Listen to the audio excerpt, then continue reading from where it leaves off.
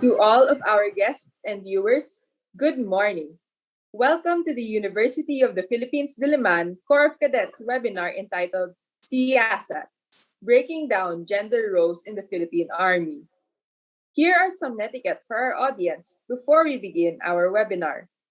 Number 1, choose a place where you have good internet connectivity and that is free from distractions. Number 2, prepare your gadget and use earphones for better reception. Number 3, put your gadget at eye level while sitting in a comfortable position. Number 4, please use the name that you used in signing the registration form as your display name. Number 5, for questions during or after the speaker's talk, please use the Q&A feature of the Zoom session. And number 6, be respectful and courteous when asking your question. Make sure that the questions are related to the topic and should be open for discourse. That is our netiquette for the webinar, SIYASAT, Breaking Down Gender Roles in the Philippine Army.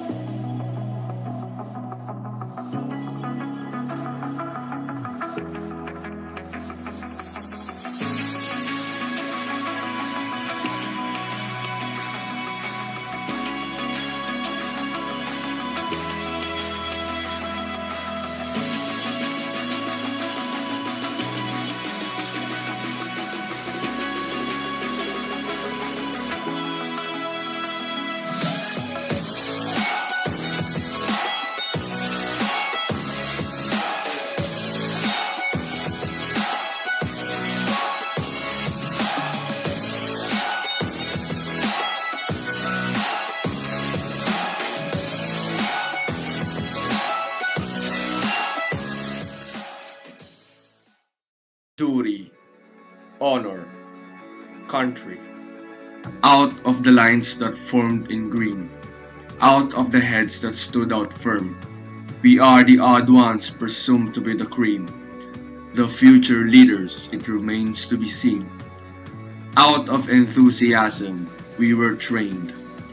Our rudeness, all were tamed. Our potential, all were tapped. A new generation, a better crop. We are the future, our country's hope. All sorts of problems we're trained to cope. And tomorrow's vision we can view, for we are among the chosen few.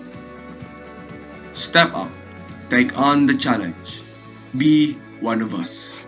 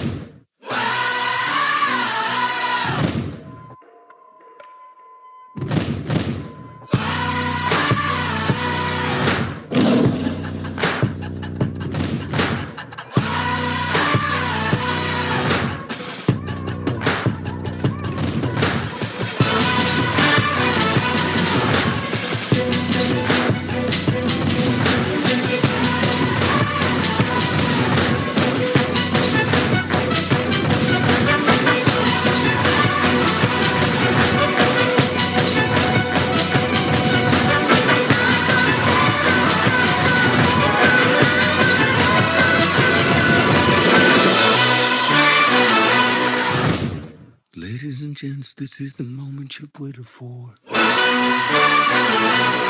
You've been searching in the dark, your sweat soaking through the floor. And buried in your bones, there's an ache that you can't ignore. Taking your breath, stealing your mind, and all that was real is left behind. Don't fight it, it's coming for you, running at you. It's only this moment, don't care what can gather. Your fever dream, can't you see, getting closer? Just surrender, cause you feel the feeling taking over. It's fire, it's freedom, it's flying open. It's a picture in the pulpit and your blind devotion. There's something breaking at the peak of every wall, it's holding all that you know. So tell me, do you wanna go where it's covered in all the colored lights, where the runaways are running the night? Impossible comes true, it's taking over you. This is the greatest show. We light it up, we won't come down, and the sun can't stop us now. Watching it come true, it's taking over you. This is the greatest show. It's everything you ever want, it's everything you ever need.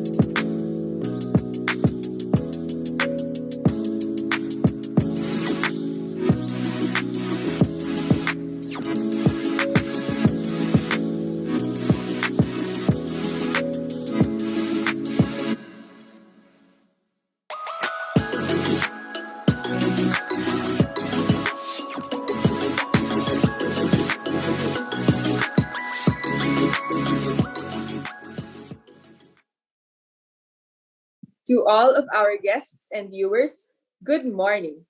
Welcome to the University of the Philippines Diliman Corps of Cadets webinar entitled SIYASAT, Breaking Down Gender Roles in the Philippine Army.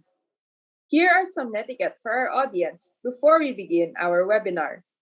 Number 1, choose a place where you have good internet connectivity and that is free from distractions. Number 2, prepare your gadget and use earphones for better reception. Number 3, put your gadget at eye level while sitting in a comfortable position. Number 4, please use the name that you used in signing the registration form as your display name. Number 5, for questions during or after the speaker's talk, please use the Q&A feature of the Zoom session. And number 6, be respectful and courteous when asking your question. Make sure that the questions are related to the topic and should be open for discourse.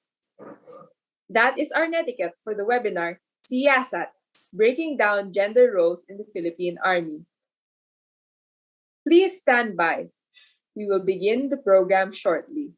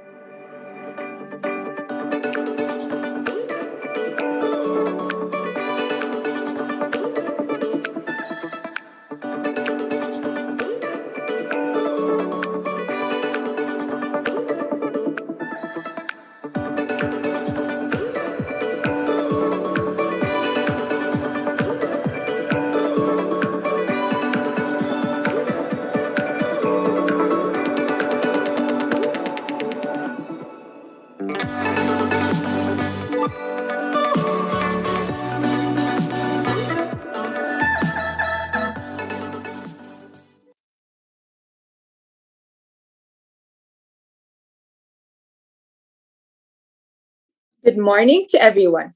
I'm Cadet Second Lieutenant �11𝗶𝗃𝗲𝗿, 3rd Class, the 2nd Platoon Leader, Rescue Unit, Bravo Company of the University of the Philippines Diliman ROTC Unit. I am honored to be given the chance to serve as your moderator for today. In the celebration of the National ROTC Month and the International Women's Month, it is with great pleasure that I welcome you all to this webinar entitled SIYASAT, Breaking Down Gender Roles in the Philippine Army. The objectives of the webinar are as follows. Number 1, to provide updates on the current gender and development programs and policies in the Philippine Army. Number 2, to answer questions the audience may have concerning gender roles and inclusivity in the Philippine Army. And number 3, to spark discussion and push the envelope towards progress for gender equality. To begin our program, may I now welcome the Corps Commander of the UP Diliman ROTC Unit, Cadet Lieutenant Colonel John Timothy G. 𝗏, 1st Class, for his opening remarks and introduction to our speaker. To our speaker, reactors, cadets, guests, and viewers, a pleasant morning. The increasing role of women in every field is undeniable. Every year, we continue to recognize the successes, where we see the best of women fulfill roles that were once thought impossible or inappropriate for them to undertake. We owe this progress to the relentless determination exemplified by women like our speaker and reactors today in their own respective fields. We at UP Diliman ROTC believe that gender equality is crucial to the development of every organization. This is proven by the increasing participation of women in our ranks, especially in the leadership of the Cadet Corps. We hope that through this webinar, we are able to enlighten and describe how the Philippine Army continues to strive for the development of gender inclusivity and equality inside its ranks. To viewers and guests with us right now, let's look forward to the exciting discussion by our speaker and reactors. I hope that many people, especially women, will be motivated by the discussion and that this event will raise more awareness regarding the importance of gender equality and inclusivity in our society. Now, let me introduce to you our speaker for today. She started her career in the military service when she finished her commissioning course with the Philippine Military Academy in 1997, making her one of the 7 pioneering females to graduate from the institution. She then studied at the University of the Philippines from 2012 to 2014 when she took up her master's in management. In addition, she graduated from the AFP Command and General Staff College in 2018. When our speaker was a first lieutenant of the 2nd Light Armored Battalion, she made headlines when she led 3 tanks to fight against the Moro Islamic Liberation Front. She has made a name for herself despite being the lone female among the 8 battalions tasked to capture an enemy camp. Her valor and gallantry earned her a Gold Cross Medal, proving that women can be just as capable as men in the field of combat. Our speaker has also formerly served as the pioneer chief of the Office of the Army Gender and Development, where she created programs to address gender and family-based concerns.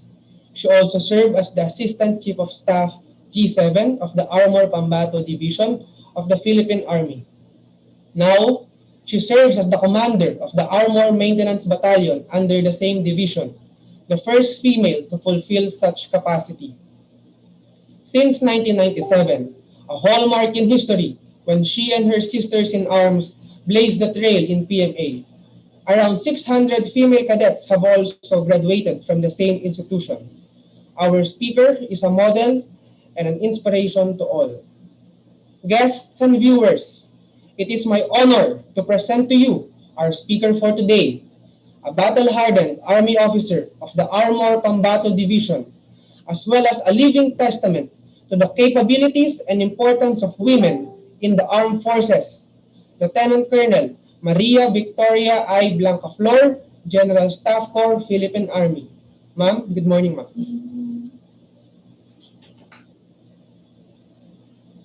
Good morning sa ating lahat.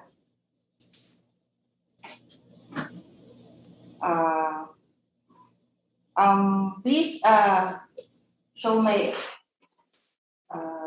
Thank you so much, John, for the very kind introduction. Parang I saw my life pass by dun sa mga sinabi mong introduction sa akin. And I really want to welcome everyone dito sa webinar that was hosted by the UP Diliman ROTC. Welcome and good morning sa ating lahat. Ang i-represent ko ngayon sa atin is yung personal experience ko bilang one of the pioneers nga na nabanggit mo kanina, John, about as graduates of the Philippine Military Academy. And 21 years after that, ano na yung nangyari, di ba? So, napakahabang journey at marami din akong natutunan. So, yun yung gusto kong i-share sa inyo ngayong umaga. And hindi naman talaga mapagkakaila na wala namang makakapag-question ng mga naging experience ko. And lahat naman ng iyon ay part ng naging learning ko bilang isang tao at saka officer ng Philippine Army. So I would like to start our session this morning by this quote from Emily Dickinson.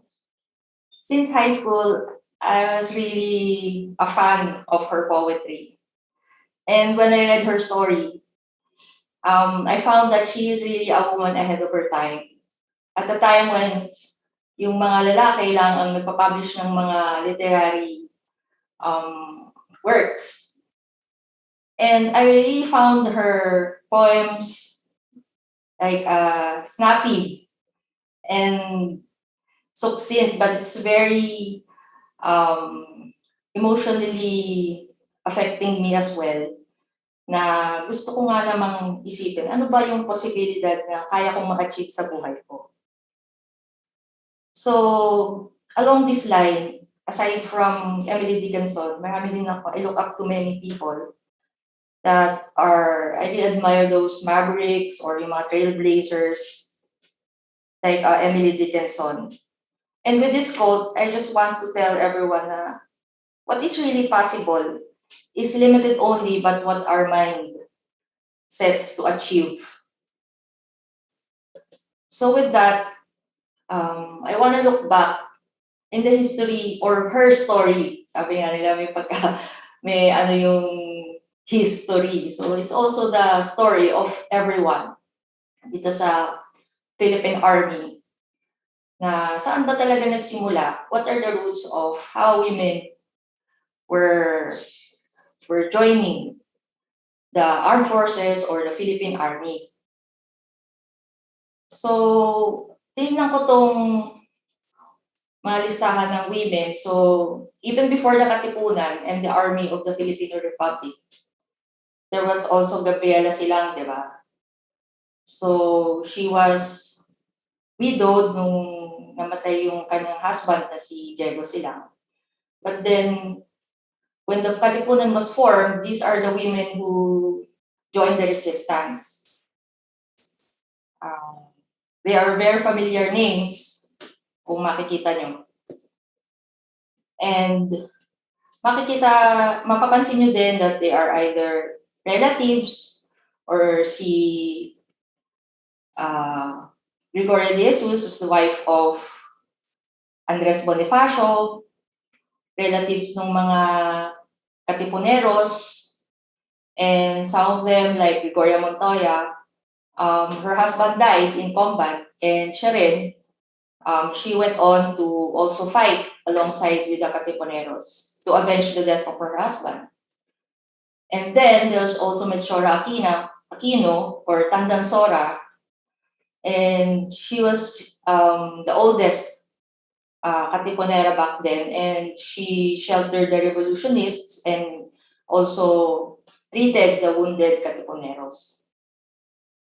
So, kung makikita natin yung history na yan. And then, nung fast forward to World War II, there were also women guerrillas that joined the resistance against the Japanese. So, yung picture na nakikita nyo dito was the school teacher, Nieves Fernandez. So, she was teaching this, an American, kung paano gumamit ng bolo. So, and there were also notable women during those times. And they also saw the need na mag-join dun sa ginagawa na resistance nung time na sinakop tayo ng Japanese. And they also, pagdating nung Commonwealth, isang notable na nakita ko na nagkaroon din ng women in the uniform service was the Nurse Corps in 1938. Although, at that time, initially, lalaki lang daw yung kinukuhang nurse. But eventually, it became female nurses. And then in saka talaga na-institutionalize yung Nurse Corps of the Armed Forces of the Philippines.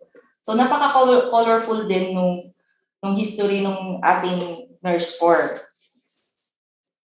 Kasi sila lang talaga yung actually unang-una na nagkaroon ng Brigadier General rank within the AFP during the 90s.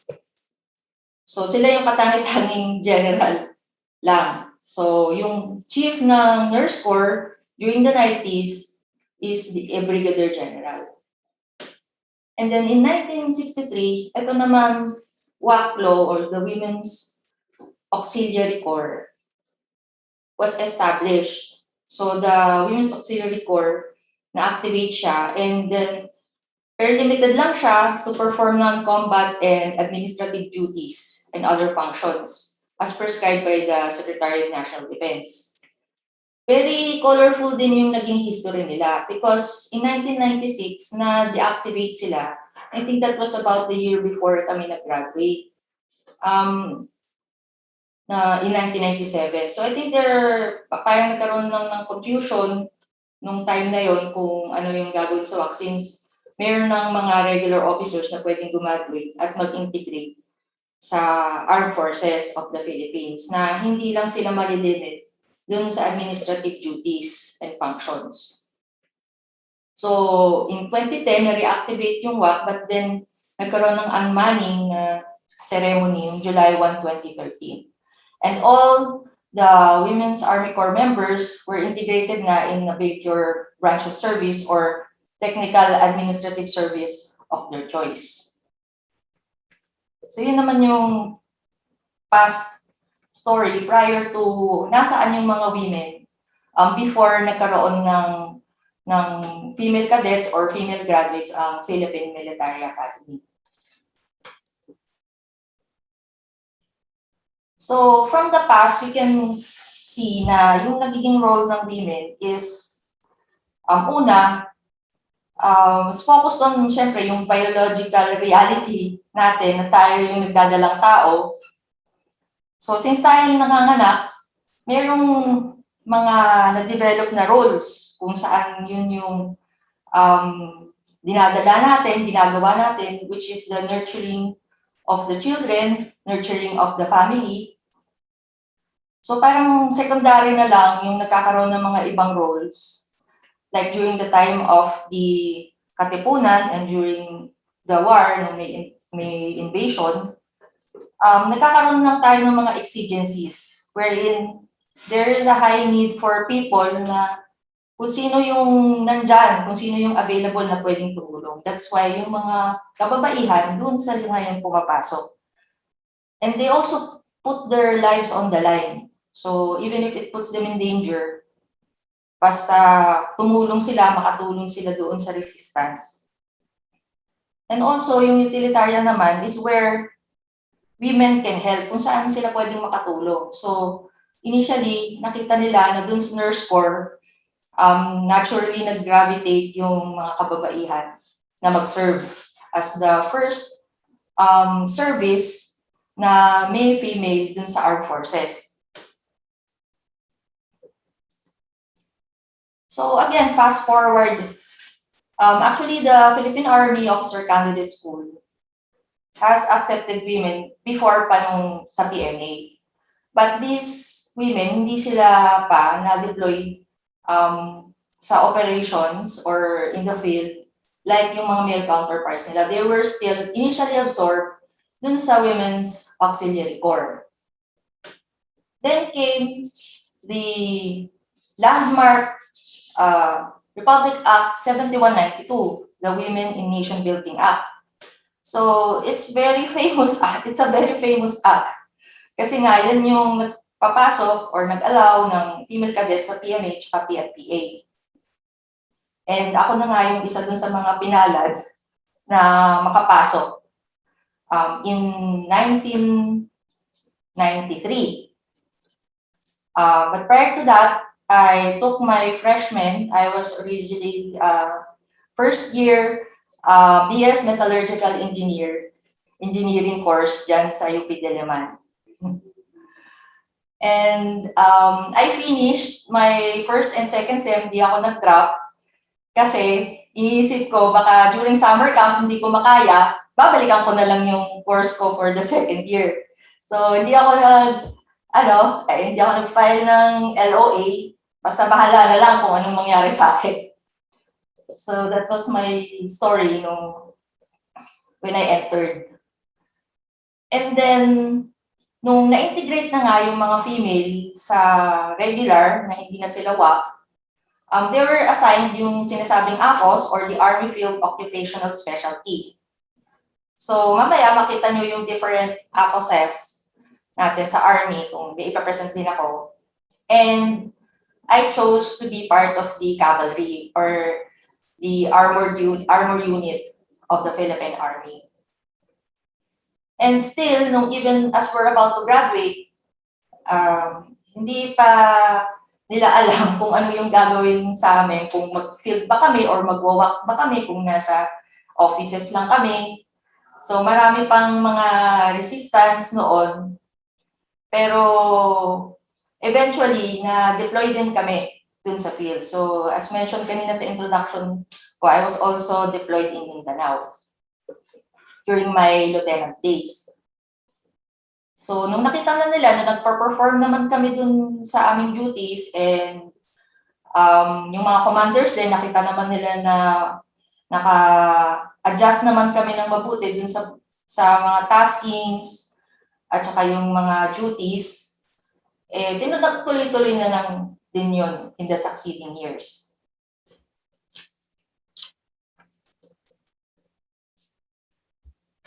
So if sa aking observation lang naman, na since I was assigned in the Gender Development Office, ito yung nakita ko na nag-evolve yung mindsets and culture ng mga tao on how nagkaroon tayo ng idea about equality or equity. Kasi napansin na natin or naramdaman na natin na hindi pantay yung mga opportunities na nakukuha or available for men and women. And then, if we also want to achieve yung sinasabing self-fulfillment or self-actualization, so paano naman matutulungan yung mga kababaihan kung yung mismo mga structures within the society ang naghihinder sa kanila? And there was also those feminist movements and yung mga nag-push ng bill na yan, yung 7192, is yung mga lola na pinapasalamatan natin na si then Senator Santanina Rasul and even also Senator 𝗕𝗫𝗃, who is also, sabi ng PCW, is an honorary woman. Kasi siya rin yung nag-push nung 7192. So dito natin makikita na kung hindi naman trinabaho ito ng mga lolo at lola natin who believe in our capability to perform and nasasayang yung mga potential ng mga kababaihan. Hindi naman ako mapupunta dito at magsasabi sa inyo na ganito na yung nangyari or ganito na yung naging estado ng Army at this time. And also, mayroong mga sinasabi about the Eastern and Western gender norms and ideologies kasi sinasabi nila ang God daw ay galing sa Western. Pero meron din namang mga distinct qualities yung dito sa experience natin dito sa Southeast Asia kumpara dun sa Western. So, I leave it to the academics or anthropologists or kung sino man yung naggagawa ng research niya to explain kung ano ba yung diferensya at paano siya nababago eventually. Kasi hindi naman siya set in stone. Itong mga norms na ito. Nagbabago talaga siya and nagbabago din yung perspective ng mga tao as time goes by. So with that, pakita ko lang sa inyo yung pictures ko. Yan yung itsura ko. Parang pag tinitignan ko yung itsura ko nung bata ako. Ako ba future army? Mukha ba akong future army dyan sa mga picture na yan? Kasi ang payat-payat ko, tapos parang hindi talaga ako paano ako magsusurvive sa training kung ganyan ako, di ba? Hindi naman din ako masyadong physically inclined rin nung civilian ako. So that's my mother, Nelly. And also, nag-high school ako sa St. Paul College of Quezon City. So, parang nung pumasok nga ako sa academy, bakit ka nag-cadet Pulinyan ka nga. So, yun yung, ano ba, parang bakit hindi ba pwede mag-kadete or mag-military ang galing isang St. Paul. So, kaya parang iniisip ko, ano ba to? It's just a freak of nature ba or luck? Or am I really just in the right place at the right time? So, ayan yung picture ko nung clip ako, and that's my father and my mga kapatid ko. They visited me during the think recognition ata yan, or incorporation naming mga 4th class into the cadet corps. Actually, my father, he was the one who encouraged me to, although actually hindi naman in-encourage, pinakita lang niya sa akin sa newspaper yung application form. Sabi niya, oh, tumatanggap na ng babae sa PMA. Wala naman siyang sinabi na mag-join ako, pero nung nakita ko yung application form, pinilapan ko at saka minil ko. Natatandaan ko pa nga dun pa sa UP Diliman Post Office ko minil yung application form na yan. Sabi ko, ewan ko lang, tingnan ko lang kung anong mangyari. And then eventually nakapag-exam ako. And nung papasok na ako, actually, yung mother ko ang ayaw na ituloy ko. But sa father ko, okay lang naman sa kanya. So actually, siya yung talagang, by allowing me to enter the academy, na na-boost din naman yung motivation ko. Dahil baka naman, syempre, it's also a distinction or proud din sila na makapasok ako. And another advantage of that is, syempre, scholar ako ng 4 na taon. They won't have to worry about my tuition for the next 4 years. So, yun yung nakita ko din. And then, yung isang picture dyan, I was the company nung 4th class ako. Akala nyo lang, ang saya-saya ko dyan, pero miserable talaga yung buhay namin nung 4th class kami. But, marami namang natutunan kasi sinabi nga nila kung without any pain or suffering, hindi ka naman mag-improve or you will not grow out of your comfort zone. So, ito naman yung basketball course squad na ninakaw ko lang to dun sa Facebook post ng bongki ko na hindi naman talaga ako marunong mag-basketball pero nakasama ako dyan. Kasi gusto talaga nilang magkaroon ng team yung PMA noon na female na ilalaban dun sa mga liga ng mga iba-ibang colleges and universities sa Baguio. So, parang napilitan lang din kami na mag-learn, matuto ng basketball. Pero actually, di lang basketball, lahat ng course squad kasama kami. Volleyball, basketball, swimming, lahat. Basta lahat ng female, na may female category, sinalihan namin. So, di din kami hindi. Pero it was a good experience din for us to meet yung mga ibang students dun sa Baguio. And ayan, yan na kami, nung nag-upper class na, kung yung isang room dyan na nagbo-boodle fight, minsan ginagawa namin yan na nagbo-boodle fight na kami dun sa room pag open call. And I'm also part of the silent drill class sa class namin when I was a 2nd year cadet. And dyan na kami, yung 7 graduates, nung 1997, ito yung nagpa-photoshoot pa talaga yung PIO namin.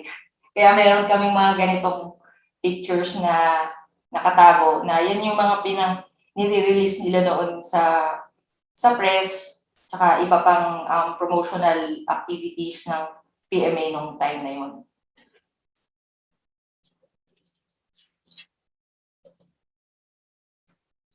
So as a lieutenant, initially na-assign ako dun sa 68 Infantry Battalion, pero sandali lang kasi I was again absorbed in the armor. So ito yung mga kasama kong officers like my battalion commander and company commander.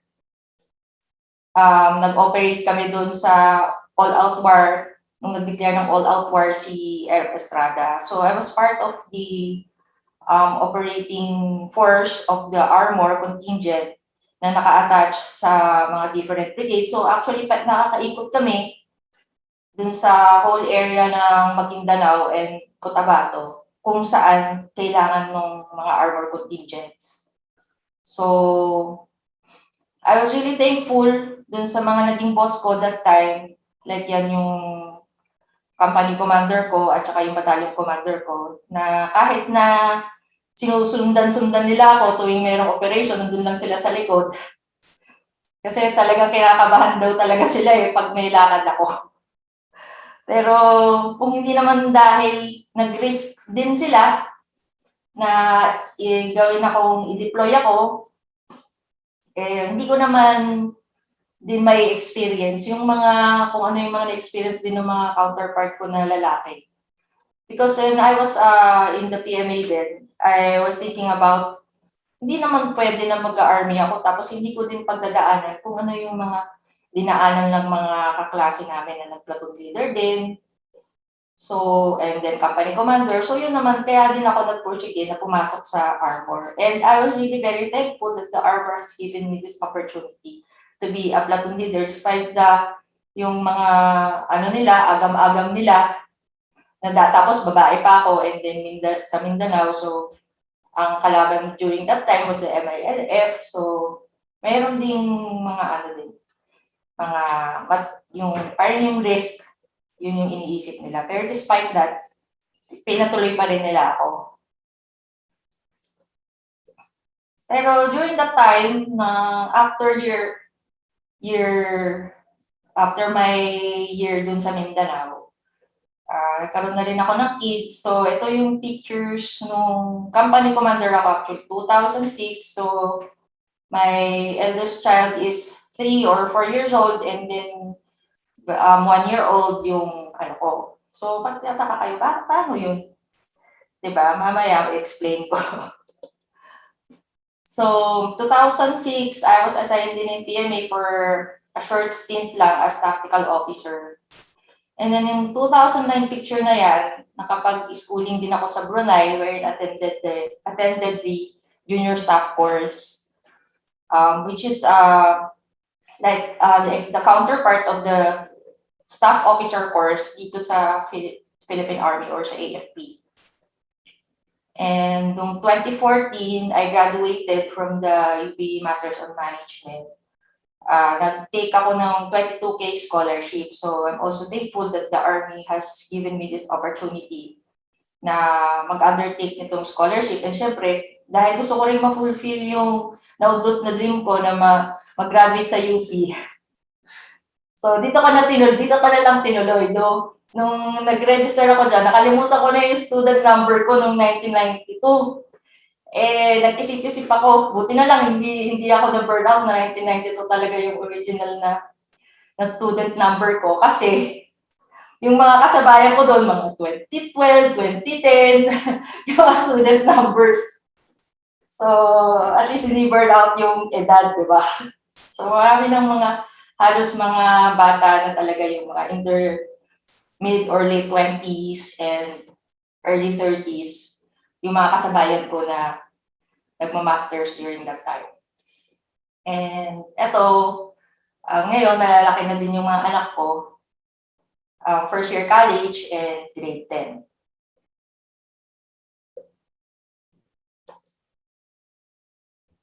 So, when you think about it, ano ba yung mga nagiging experience natin sa work, hindi mo naman kasi mahihiwalay yung personal na buhay mo doon. Kahit na anong gawin mo. You can deny na mahiwalay mo, pero hindi talaga. And that is the reason why sinasabi natin na mayroong mga gender issues.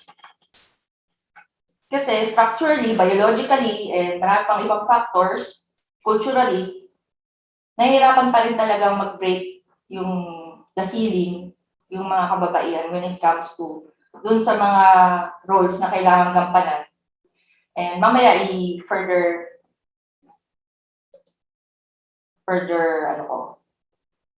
discuss. So ito yung mga naging track ng nangyari sa career ko, yung naka-violet.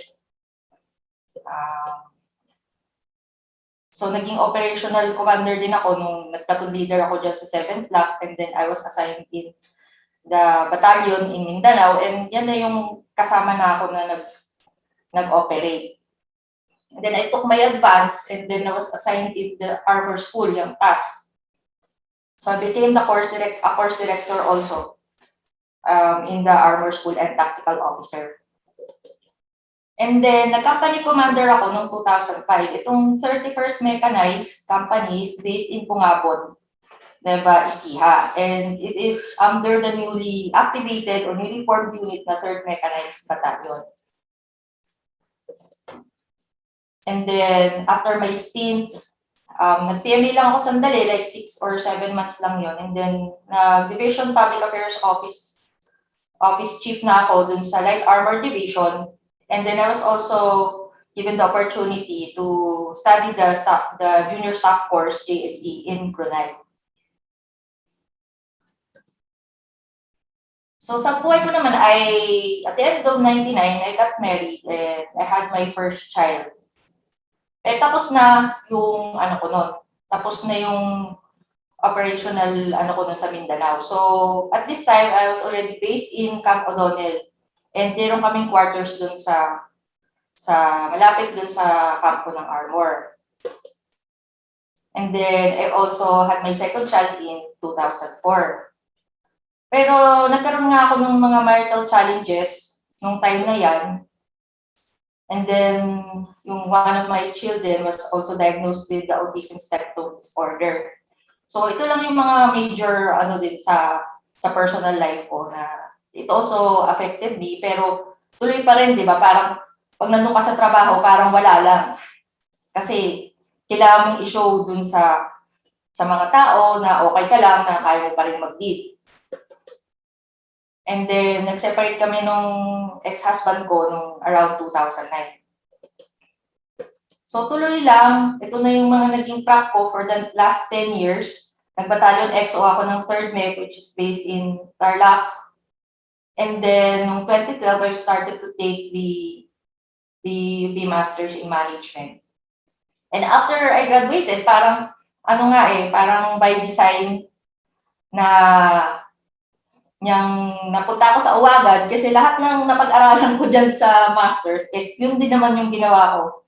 Na strat planning and strategic communications and even yung mga marketing management, nagamit ko talaga dito when I came in as the chief of the Uwagan. And then putol na siya kasi I was programmed to take the general staff course kasi this is a requirement to be a battalion commander. So that happened in 2018. And then I went back to my mother unit, the Armor Division, in 2019. And last year, I was designated as the commanding officer of the Armor Maintenance Battalion. So, itong time naman na to, I'm single parent. Pero okay lang.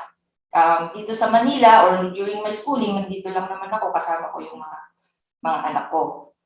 And we transferred from my quarters from Tarlac to dito sa Fort Bonifacio. And until now, we are still here. So, when I went down here sa Bonifacio, actually it was the middle of the school year, November yun ng 2014.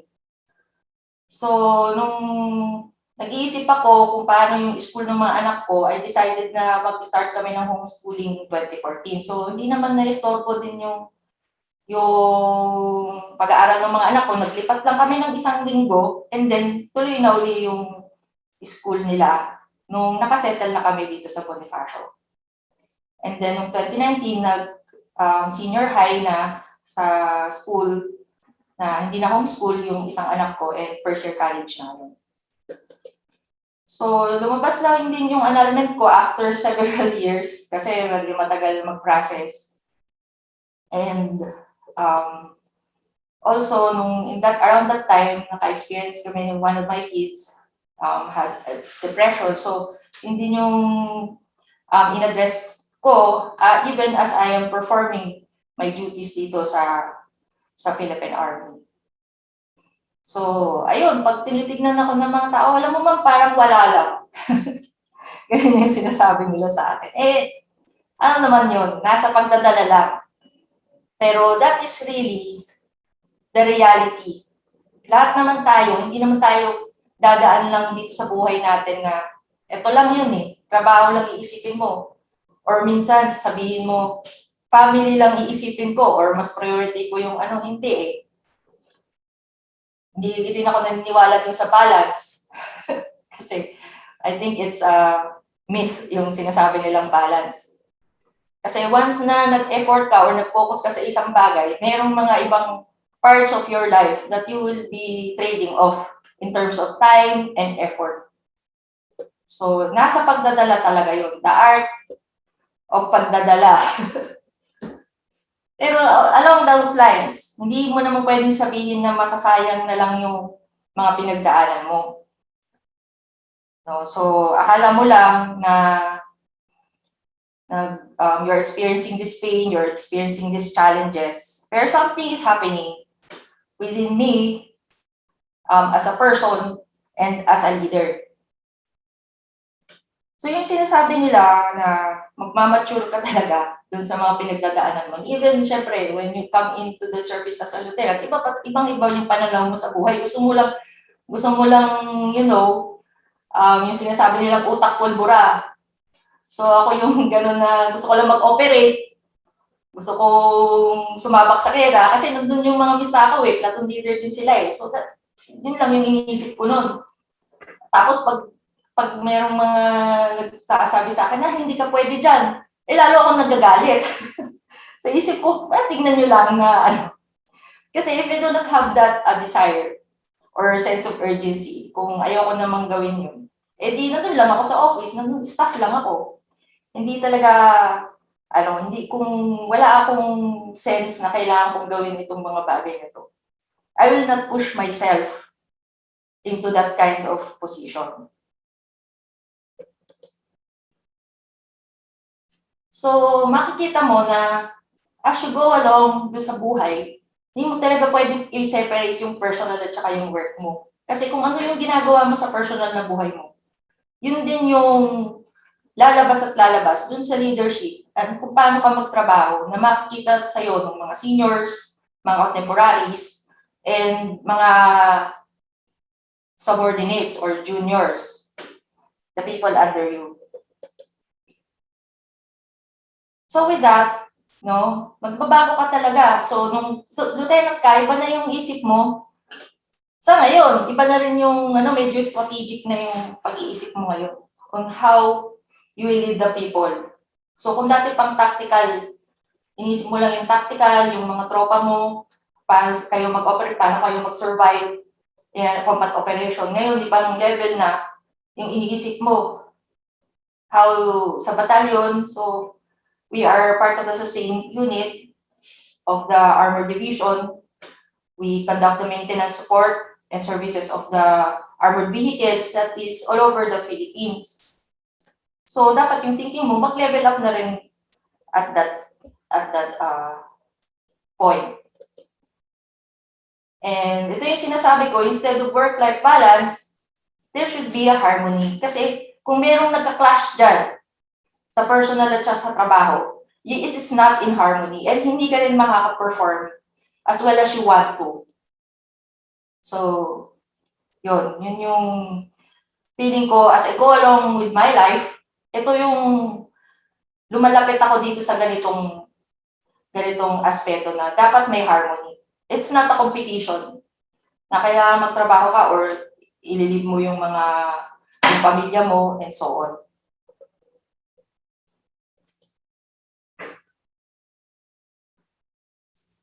So what is the meaning ngayon of success?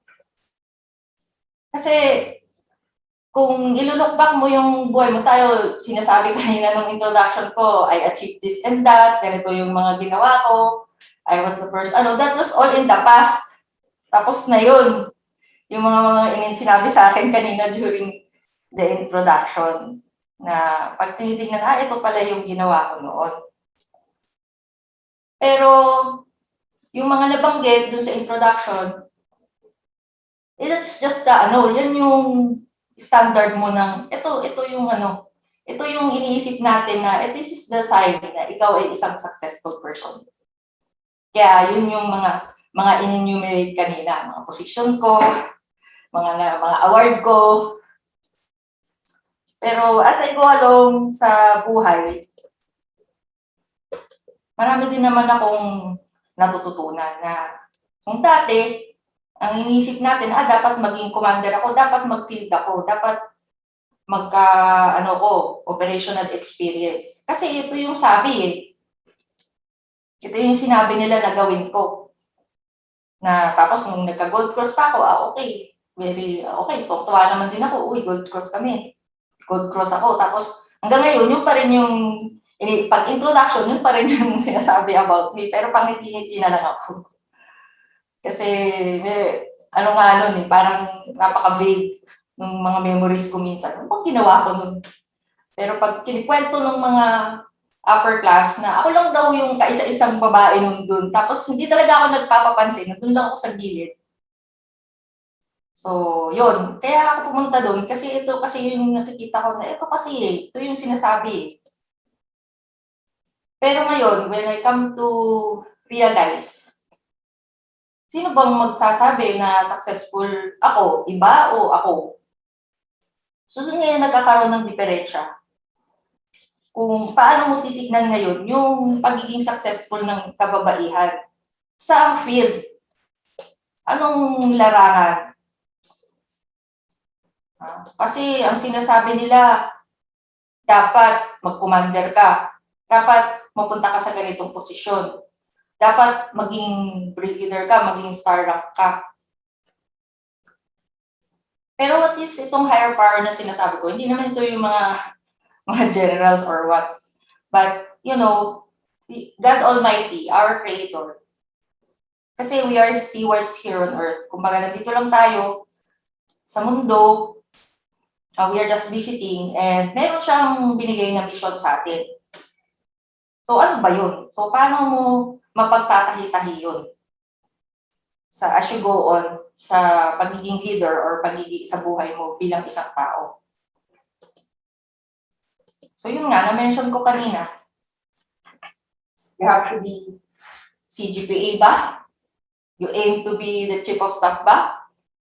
Nung nagkaroon ng isang forum dito sa Philippine Army, yan ba yung tina-target natin na maging tayo someday isang babae ma-appoint sa mga positions na yan. And dapat mag-general. So, yan ngayon yung mga usap-usap. Paano ba maging general? Natatawa ako pag i-discuss ko. Maraming controversies. Kasi madali lang sanang sabihin na merit-based.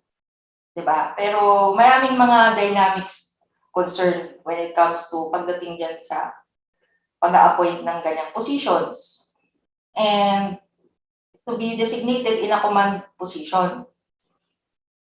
Oo nga, nasa command position ka. So, meaning, ikaw ay commander ng isang unit or organization. Pero minsan, hindi naman natin naiintindihan talaga ano ba talaga yung commander. What does it mean ba? Command ka lang ng command? Na utos ka lang ng utos, pero paano mo i-manage yung mga tao? Paano mo aayusin yung mga systems and process? Disconnect ka naman. So, parang merong yan eh. Dapat yung management side, minsan, yun yung hindi natin iniintindi. Gusto lang natin yung position, pero kung paano gawin yung mga bagay, hinahayaan na lang natin yung mga subordinates minsan. Tapos magagalit tayo pag hindi yun yung result na gusto natin or output. So, dapat din ma-reframe yung pag-iisip natin, what does being a commander mean?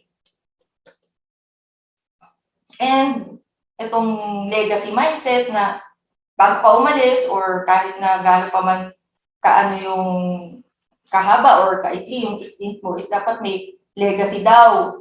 Ikaw na maiwan dun sa unit na ito, ikaw gumawa nito, ito yung na-achieve mo. So yung mga iba, gumagawa ng building, tapos nilalagyan nila ng plaque doon na ikaw yung gumawa doon, nandun yung pangalan mo.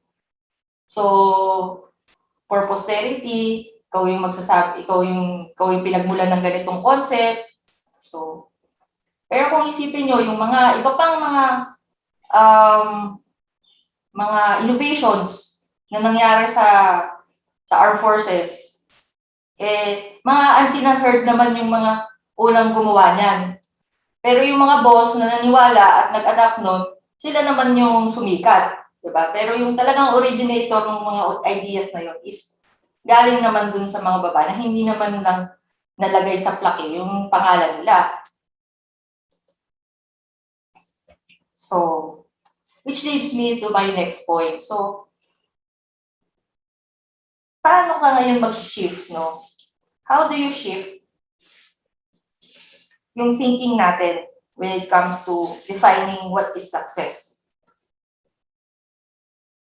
So, ngayon, yun yung nire-reflect ko as I move on sa aking service na may 9 years remaining pa ako, sa 2030 ako magre-retire.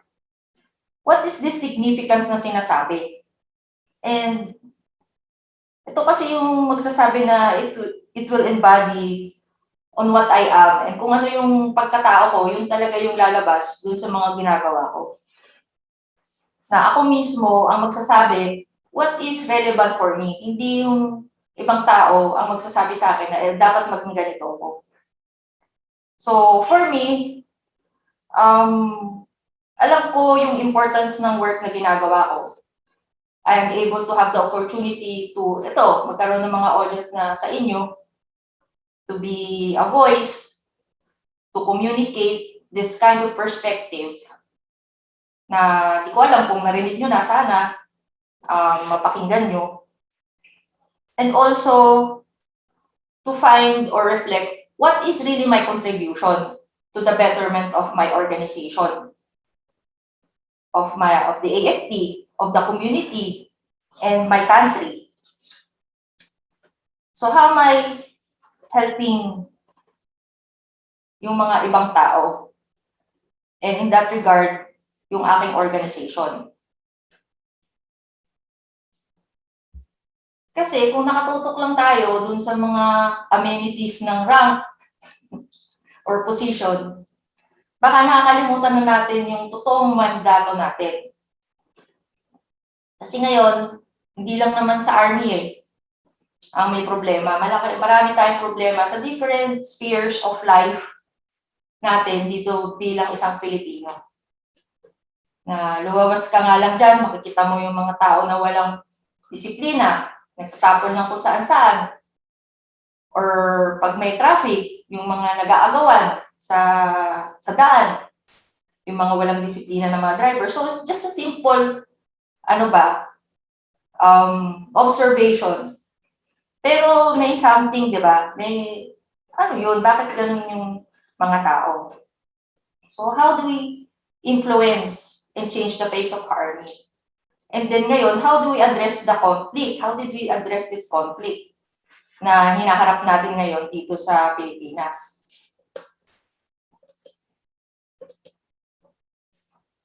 So in the past, although hindi ko naman na-i-dictate or kwento ano yung nangyayari, masyado lang tayong focus dun sa kinetic aspect ng warfighting. Yung magkanda ka ng combat operation, dalhin mo yung full combat power dun sa field para pasabugin yung kalaban, neutralize yung mga kalaban. Pero hindi natin nakikita na marami palang effect yun dun sa mga kababayan natin kasi kapwa Pilipino din naman natin yun.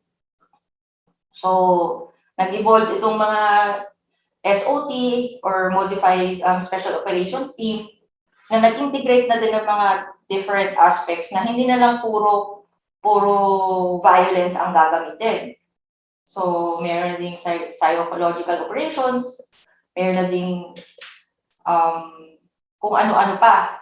So, pero ito, still, nakafocus pa rin siya dun sa kinetic aspect. Ito, yung SOT, lambat bitag. Pero noong 2007, lumabas itong sinasabi na CMO. Pero during that time, yung civil military operations, ang sinasabi na hindi, iba yan, hindi dapat ganyan yung ginagawa natin. So gusto pa rin nila yung combat scoreboard na number of body counts, number of firearms recovered, ano yung mga results ng combat operations. Pero ito yung CMO is, in-engage mo na ngayon yung community. Tinakausap mo na sila at nagpapakita ka na ng intention to be partners. And nagsimula nga ito actually noong 2007, dun sa may mga nag-organize na mga youth leadership summits. Pero during that time, these people who are organizing those activities is pinapagalitan pa ng mga senior. Pero meron lang isang general na naniwala, si General Mesa, who adopted this paradigm. So yun na. The next years, lumabas na yung 𝗨𝗶𝗶𝗃𝗏𝗃𝗃. So essentially, this is the whole of nation approach na hindi na lang tayo mag-isa na lumalaban sa insurgency, but the whole of nation. Kasama yung mga other agencies, and then we also started the Army Transformation Roadmap or Governance Pathway. So yan yung mga movements na naganap 10 years ago. And then right now, ang current natin is the Development Support Plan Kapayapaan na meron namang mga CSP teams and then itong mga preventing and countering violent extremism programs na nakapasok dun sa mga trabaho or sa missions ng armed forces. So from purely warfighting kinetic aspect is lumabas na ngayon yung mga other roles on how we catalyze yung development, how we catalyze and engage partners dun sa ground para ma-resolve yung or magkaroon ng counterinsurgency campaigns and programs dun sa mga communities and dun sa mga different areas in the Philippines.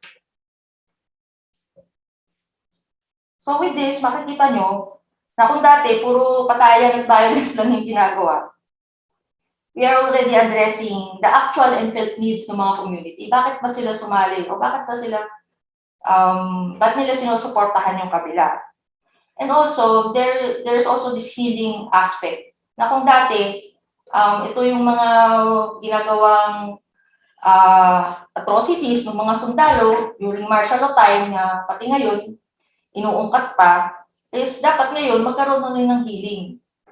Kasi kung wala yon, hindi naman natin ma-achieve. Yung isa lang namang bansa tayo isang Pilipinas lang tayo. So, bakit hindi na lang tayo magsama-sama kung same lang naman yung goal at saka vision natin?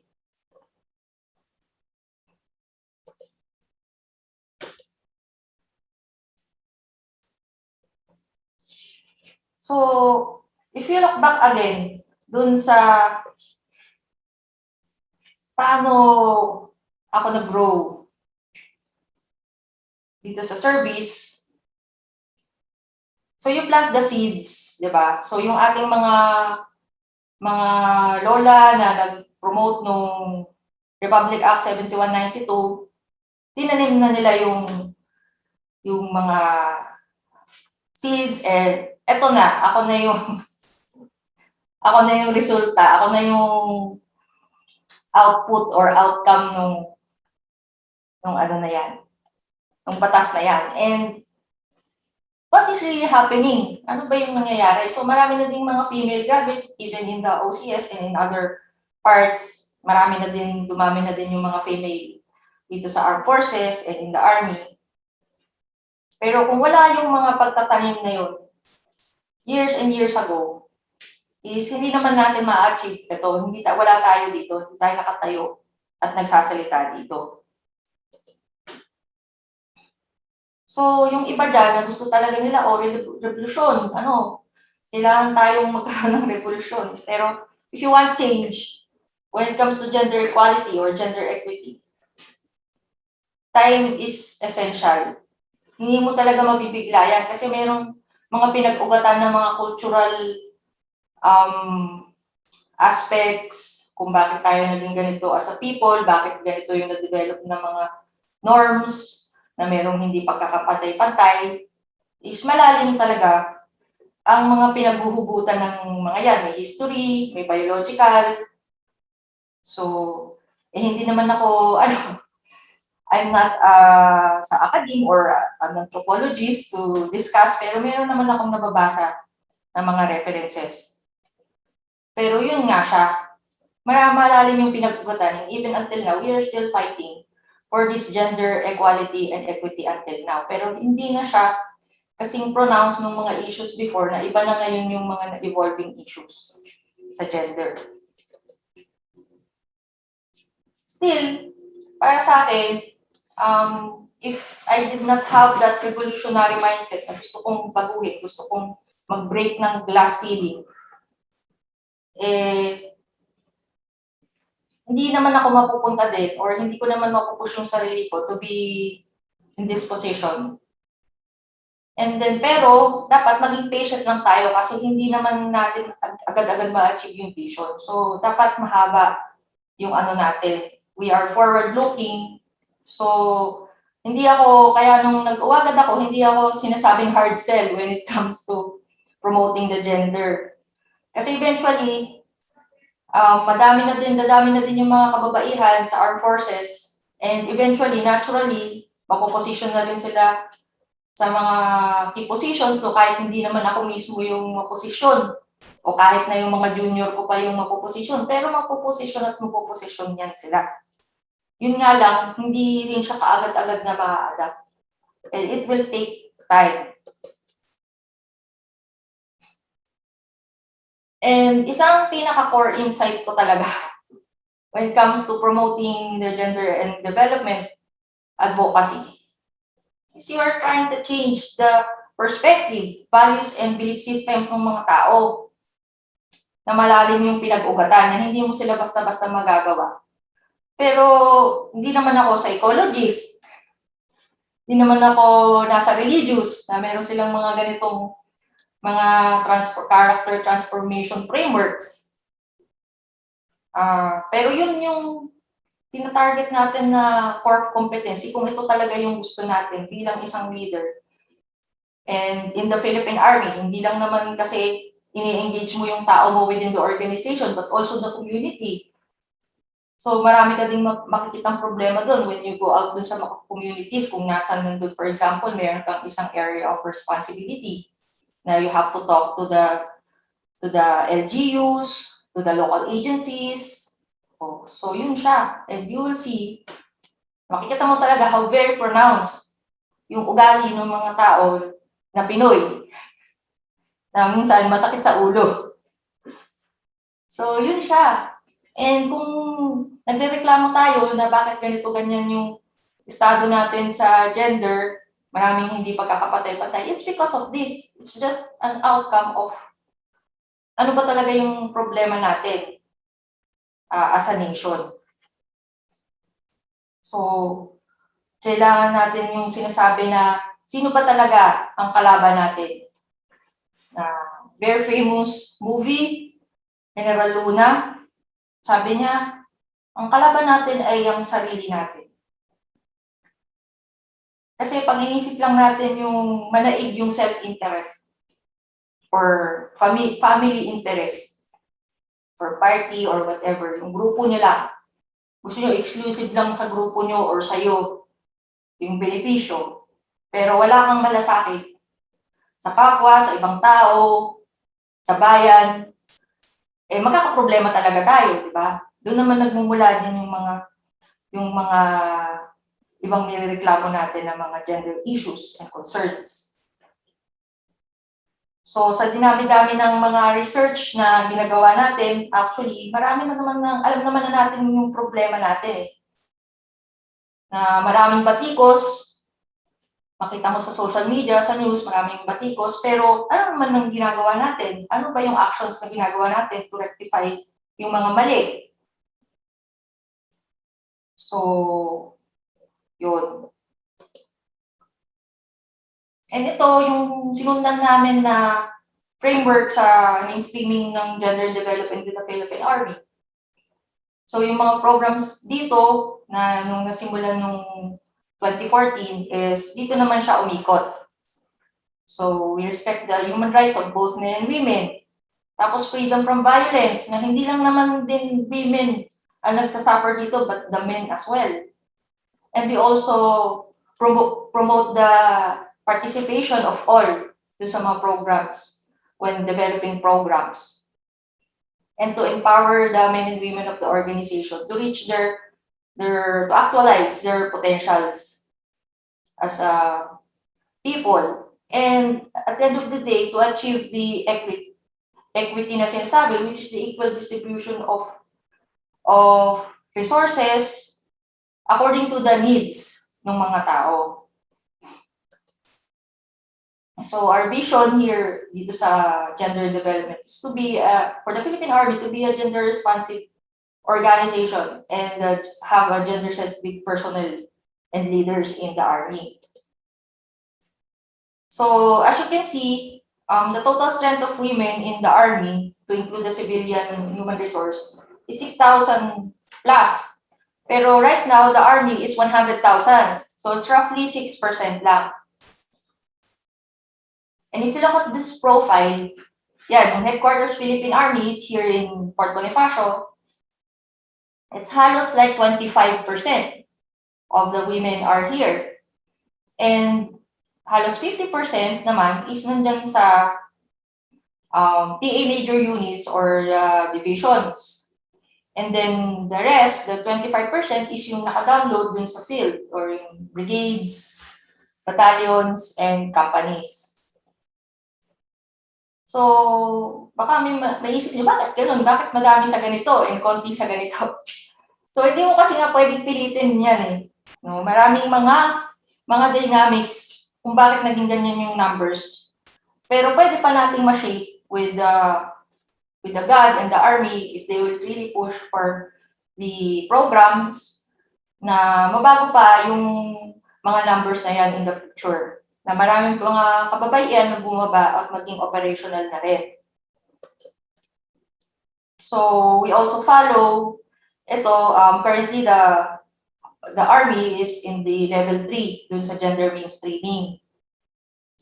Pero last 2017 pa kami na-assess. Pero we aim to be level 4 na magkaroon ng institutionalized gender mainstreaming here in the Army. Pero marami pa rin kailangang trabahuin.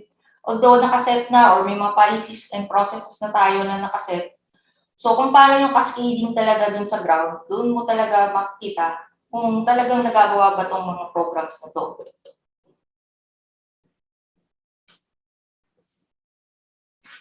So dito ko din talaga sa yung the work in the gender and development is really nagkaroon ako ng insight na kailangan talagang yung how do you transform the organization? How do you transform, how do you shape the environment para ma-nurture yung sinasabing magkaroon ng isang gender-responsive organization ng Philippine Army. So you have to shape the systems and processes and the people. And right now, we are also using the technology para lahat ito magtulong-tulong para mabago din natin yung mindsets and belief systems ng mga tao natin. Kasi in the past, marami na rin tayong mga naging notable women. And isa na nga doon sa mga reactors natin today is really one of the distinguished officers na awarded with the Distinguished Conduct Star, si Lieutenant Colonel 𝗥𝗲𝗄𝗏. And we also had the first female EOD Battalion Commander. Ayan, 𝗕𝗿𝗿𝗍𝗍. So, ito mga pictures lang to ng mga women's first na nakaano naman na sila. Kumbaga, they broke the ground dun sa mga roles na dati, katulad ng infantry, wala naman naging infantry, company commander, sa armor. So that's my unit, and also the signal, the combat engineers, and also nag-battalion commander ng Army Aviation Battalion. She is already retired. Si Ma'am 𝗵𝗵𝗶𝗃𝗲𝗏. And she was also the first Army aviator nung lieutenant days niya. But she came from the WAC, the Women's Auxiliary Corps, during that time.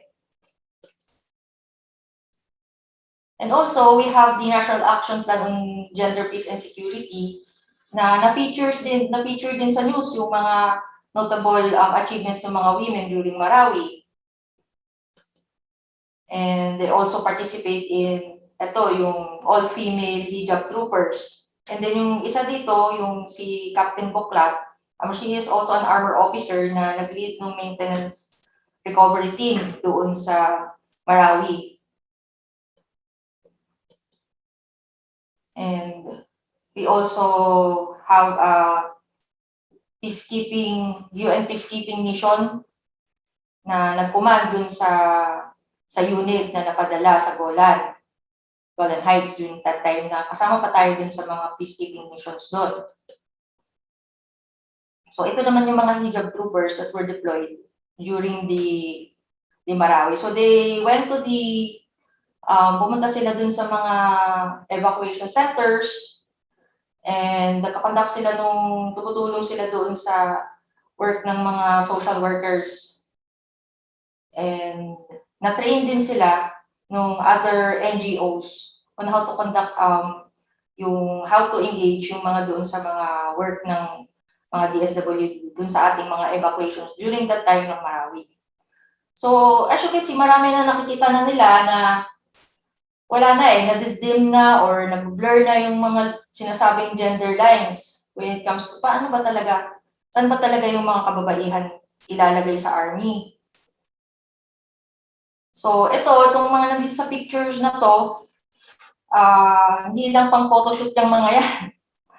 Talagang nag-operational commanders yan sila, like si Captain Surita, she was a company commander dun sa Sulu, nung part of the 6th Mechanized Battalion. Then also may Captain Boklat, who was there also in Marawi, and Lieutenant Daango.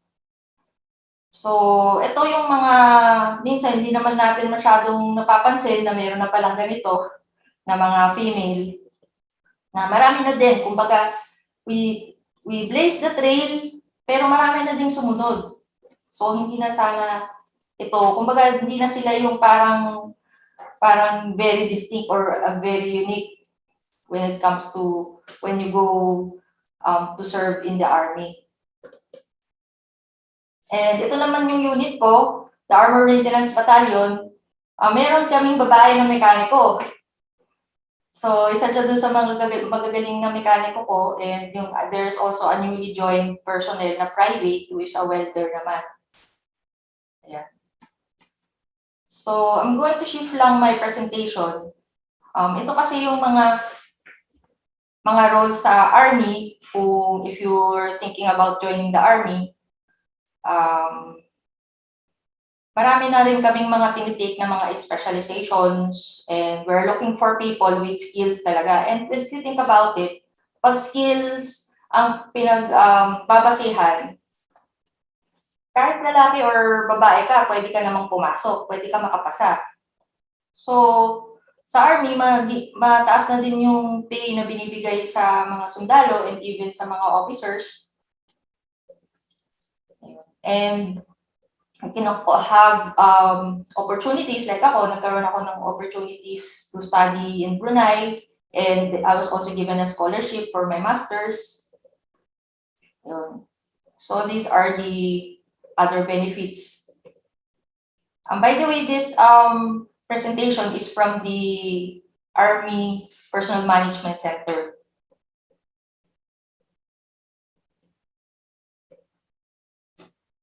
So dito you will have the leadership trainings, because once you have chosen your AFOS or occupational specialty, so meron ka ng mga training or courses na nakalinya kung saan ka mag-join na AFOS or unit.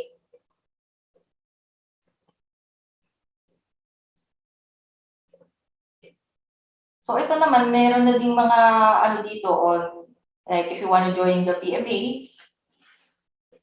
So ito yung mga requirements. And also the officer candidate course. So usually you graduate a year, 1 year military training for baccalaureate degree holders, 21 years old or not a year older than 25. So sila naman yung officer candidate course. And for the enlisted personnel, all over the Philippines yung recruitment nito in the major PA major units.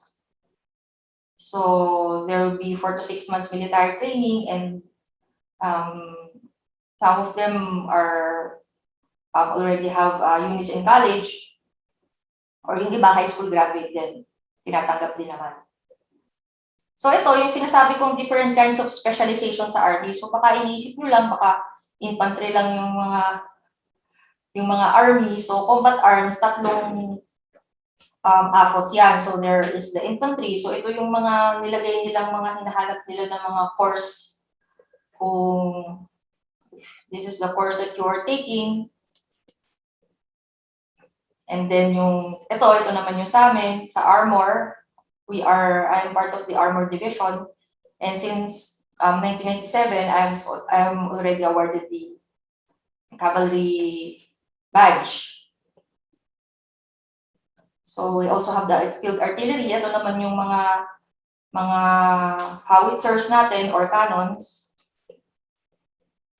And then the combat support units, we have the Corps of Engineers. So we also recruit engineers, and the Signal Corps for communications, for technical communications and information technology. And we also take in those graduates of mass communications. And for military intelligence, ito. So IT, criminology, international studies. And for CMO, which is also a secondary occupational specialty, so ito na din siya. So may psychology, education, mass comm, multimedia arts, and so on. So we also have the combat service support AFOSes. So ito ngayon yung mga ordnance service, which pertains to the equipment, armaments of the Philippine Army and the ammunition. So yan yung mga tinitignan nila. And also the quartermaster service. So the other supplies and equipment then, they are the ones who sustain and maintain yung mga equipment ng Philippine Army. So we also have the finance service, where we take in yung mga graduates ng accountancy, business administration, economics, and so on. And the adjutant general service, this is in charge of the human resource management of the Philippine Army. So ito na din yung mga kinukuha namin. And other technical service, so if you want to join the medical corps, nurse corps, chaplain, the judge advocate general, corps professors, dental service, medical admin corps, and the veterinary corps. And yung mga iba, kung hindi nyo pa alam, we also have the Army Aviation. So we have Army pilots. Pero dapat pumasok muna kayo dun sa, kumbaga, this is one of the secondary specializations. And EOD, mga demolitions experts. And we have the Scout Ranger. Ito naman yung mga Special Operations Forces natin, the Scout Rangers, and the Special Forces. And Airborne.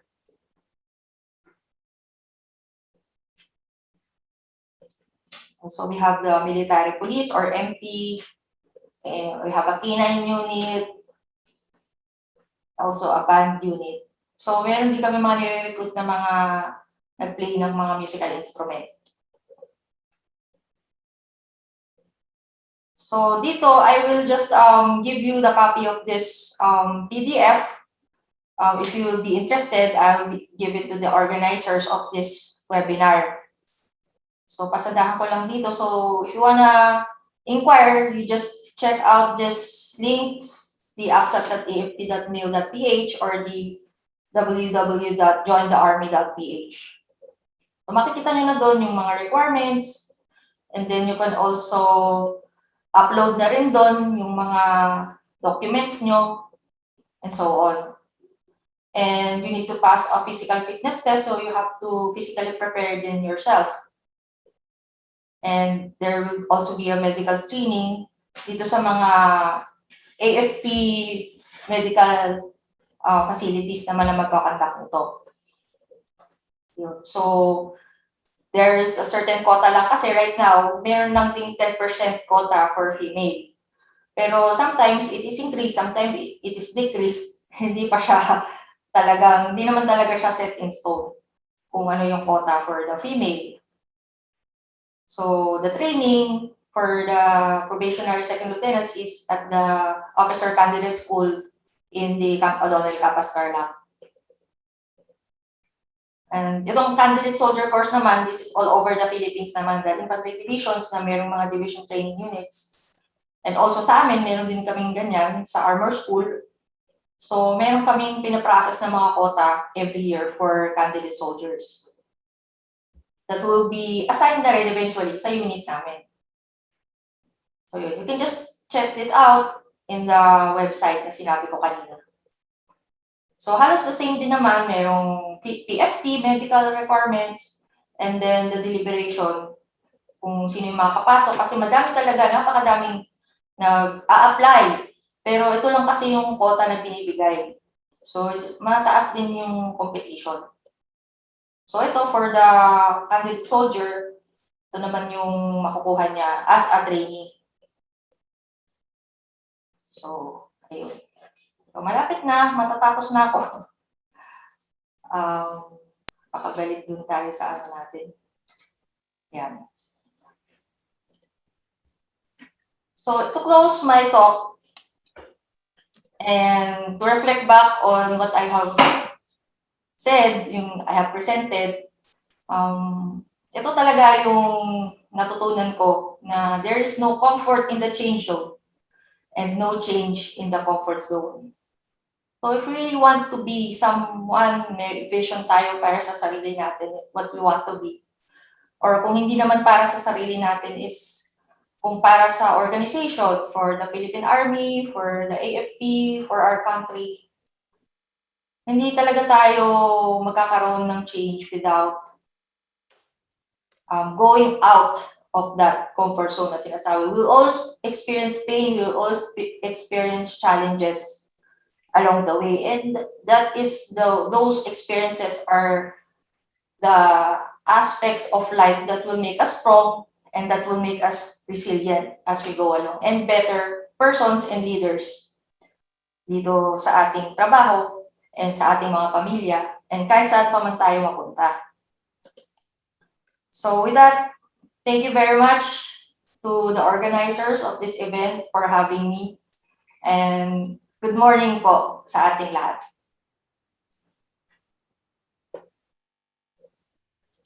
Thank you, Lieutenant Colonel 𝗤𝗵𝗶𝗹𝗶𝗽𝗃, for that awe-inspiring presentation, ma'am. To synthesize, we saw the history, or her story, of Filipinas in the Army, and how the mindsets of people evolved from not only warfighting to true change, and from not being sure what to do with women graduates to watching them excel. We saw how our speaker herself rose through the ranks with wisdom and will, overcoming the challenges of being a mother and a commander at the same time. Not only that, but in the process, she paved the way for women who came after her and demonstrated that revolutionary mindset with an evolutionary vision. Now, she is teaching us all what it means to be a leader with significance. To quote her own words, what is possible is limited only to what our mind sets to achieve.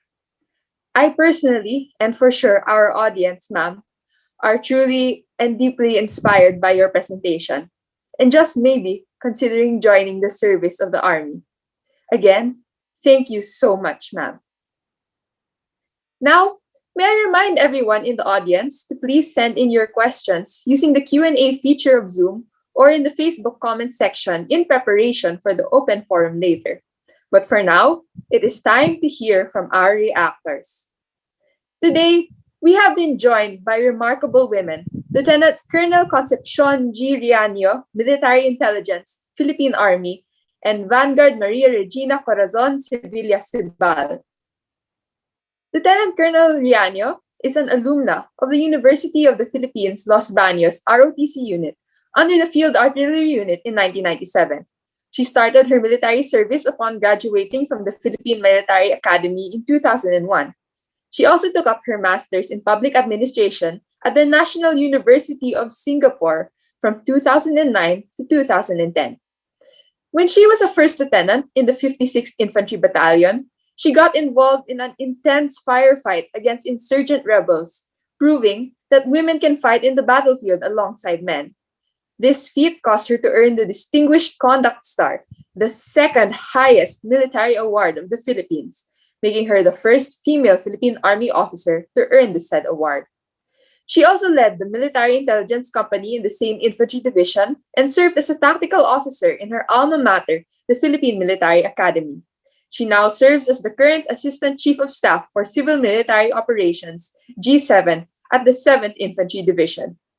Lieutenant Colonel Riaño is an Army officer who has proven herself in the battlefield and in winning the hearts and the minds of the people, and is also a proud member of the UP Vanguard class of 1997.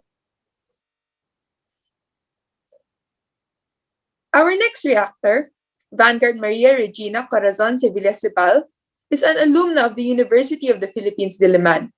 She finished 2 undergraduate degree programs from the said university, Bachelor of Science in Computer Science in 2000, and Bachelor of Education major in Mathematics in 2004, and was a consistent university scholar throughout her undergraduate years. She was a cadet officer during her first 4 years in the university, and as a cadet officer of the UP Diliman ROTC unit, she received various recognitions for her exemplary performance. Duty Medal in 1997, Philippine Army Cadet of the Year in 1997, valedictorian of the NCR Advanced ROTC, and recipient of the NCR Group Commander Leadership Sabre in 2000. She was the first female Corps Commander of the UP Diliman Corps of Cadets, making history in the Corps year 1999 to 2000. She took her master's degree in public administration at the Philippine Women's University in 2006 and has worked in different schools and universities, demonstrating her exceptional skills in the field of education. Currently, she is working as the senior advisor in German Society for International Cooperation and the lead convener of the Aral Pilipinas Coalition. Vanguard Sevilla-Cebal is an experienced senior executive in education and a proud member of the UP Vanguard class of 2000. Now, for the reactions proper.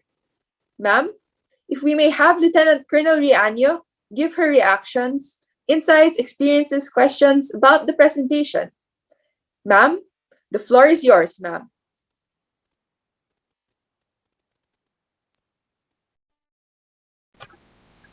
Thank you very much, Cadet ko. So first, let me greet si Ma'am Vicky, my senior sa PMA and dito sa AFP. And yes, kay Vanguard Reggie, nice to see you here sa Cadet Corps, sa mga organizers and sa other audience natin na nandito. Magandang umaga po sa ating lahat. So first of all, I want to say na I resonate do sa mga experiences ng speaker natin ni Ma'am Vicky, especially dun sa life-work balance, being an officer and being an Army officer and at the same time an Army mom. So actually, Ma'am's Vicky's story yung narinig natin kanina is a microcosm of the evolution ng female status and the female roles in the Philippine Army. Plus, of course, may bonus pa tayo ng mga insights niya along the way. So I wrote here a few of my notes kanina. So let me start na when I joined the ROTC way back 1993, as I've said earlier dun nga sa UPLB, kasi sa tingin ko this is a part ng changes din sa Philippine Army. So during that time, very few yung babae. Actually, when we entered, may isa lang na babae din. It was just si Sel Agapito. And though we know na may nauna na kay Sel, But then again, kukunti pa lang yon. So, during that time, we say na maswerte na raw yung mga yung mga class na nagkakaroon ng babae. So, when it comes sa Corps Commander, never heard yan, especially sa UPLB. And during that time, I thought, baka maybe I will be able to break that glass ceiling. But then again, it was not yet the time. It wasn't yet the right time nung mga panahon na yun. I believe so. And yeah, looking back, I like to believe na somehow we paved the way para dun sa mga susunod sa amin na female officers.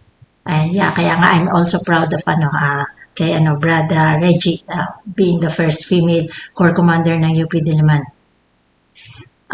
Why I said that I believe na somehow we paved the way kasi the next time I visited the Corps, may mga babae ng Corps Commander, and then few years later, mas marami ng babae, then padami yung mga babae, not only sa Corps of Cadet Officers, but sa Cadet Corps per se. Parang yun na yung norm natin. So, why did I start dito? So, you see, yung speaker kasi natin, Ma'am Vicky, as introduced earlier, she was the first batch ng female ng PMA. I was part of the fifth batch ng females ng PMA. From what I've experienced, it's difficult to be the trailblazers, manguna. And if it was difficult for us, how much more pa dun sa first batches, especially dun sa class 97 na nauna, both sa career and sa personal life, narinig naman natin kanina. Kasi during those times, talagang trial and error pa ang Philippine Army kung anong gagawin dito sa mga female officers na to. So, work in progress yung mga policies. But now, 20 years after or so, ang dami ng mga nagbago and things are continuously changing and evolving for the females in the Philippine Army. For example, pagdating doon sa mga PFT, physical fitness test, inabutan ko yung generation na ang push-up naming mga babae ay may push-up pa. Pero eventually, nagbago na rin siya doon sa regular push-up kasabay ng mga lalaki. Then, even policies have changed for the Philippine Army. When I first entered the Army, mayroong policy dyan na pag female ka, hindi ka pwedeng mag-asawa agad. You have to wait for 3 years na nagsiserve ka before you can get married. And then may policy din na you cannot get pregnant out of wedlock for the females. But ngayon, nagkaroon na rin ng ng policy changes for that na okay lang na out of wedlock as long as you and your partner are parang wala kayong mga legal impediments pareho. And then itong malaking changes din na nabanggit na rin ni Ma'am Vicky kanina with regards dun sa mga assignment. We started way back in 2001. There are no females sa infantry AFOS. Hindi ka makakuha ng ganitong specialization if you're a female. And then but now, na yan, may mga female officers na tayo na ang specialization nila ay infantry. And then during those times, pag female officer ka, ang common assignment mo ay sa Philippine Army Major Units or yung tinatawag natin ng mga garrison assignment. And there were only a few of us who were able to experience nung mga panahon na yon na ibaba sa field. And tulad nung experience na nabanggit nga ni Ma'am Vicky kanina, di ba, na if you get to be assigned sa combat assignment, mapunta ka sa frontline, ibig sabihin, medyo matapang yung commander or yung boss mo. Kasi he's willing to risk to put us females in the front line. And yes, I also experienced yung sabi ni Ma'am na somehow iniingatan tayo na pag female ka, sabi niya, siya raw may nakasunod sa kanya pag siya ang nag-ooperate. Sa experience ko naman, every time na may mga combat operation kami, I am surrounded by special forces. Either SF or Ranger ang kasama kong naglalakad. One team, one squad kami. Nag-iisa akong babae pero I am surrounded by ng SF Rangers to ensure na mga special soldiers talaga yung kasama ko nag-ooperate. When I was wounded in 2005, that was one sa introduction na binigay kanina ni Cadet ko during one of our combat operations.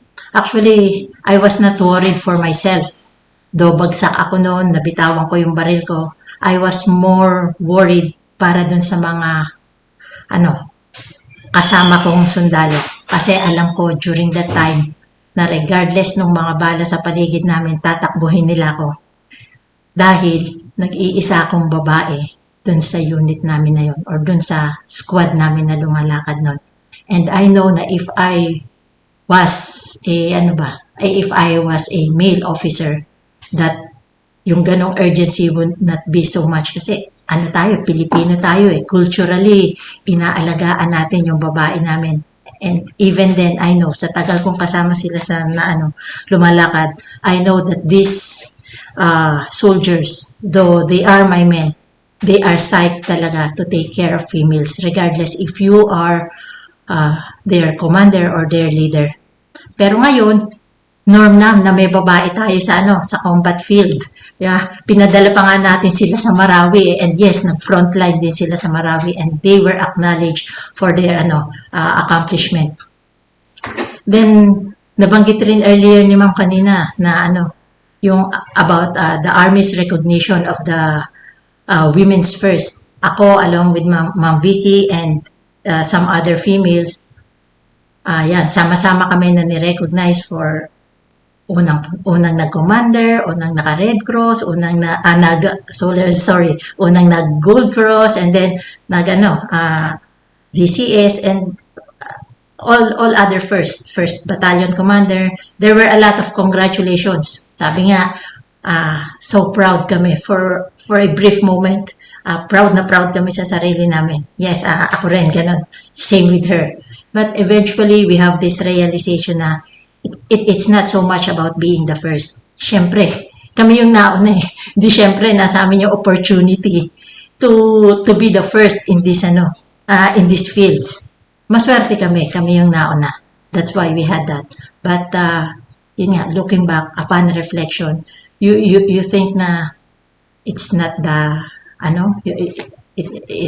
it's not the pride, but it's a responsibility para dun sa mga susunod sa amin.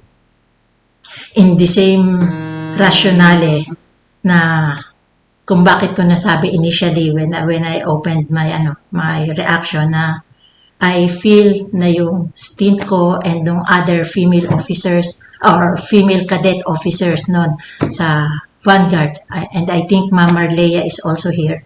We are part of those na who paved the way para dun sa susunod sa amin sa Cadet Corps. And ganon din doon sa Philippine Army. Kami mga nauna nila Ma'am Vicky, we paved the way para doon sa mga susunod. Kasi after being the Philippine Army's first, so what now? Diba? Nasaan na tayo?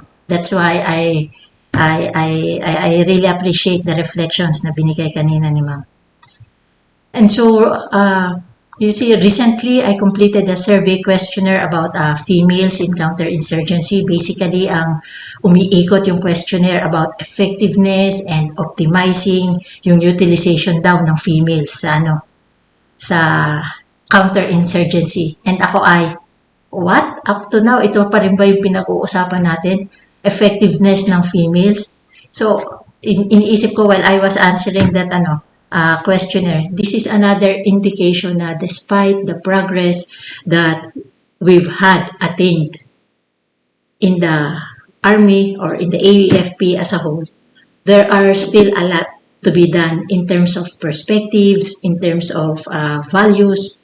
Otherwise, di na kasi natin dapat pinag-uusapan yung effectiveness ng babae sa trabaho ng counterinsurgency or for that matter kung anumang trabaho. dapat by this time pinag-uusapan na natin qualifications of individuals regardless of gender to do the job. Regardless kung babae ka, lalaki ka, tomboy, bakla, as long as you're qualified, we should be able to do the job. And as long as we're effective, qualified tayo to do the job. And with that, maraming salamat po.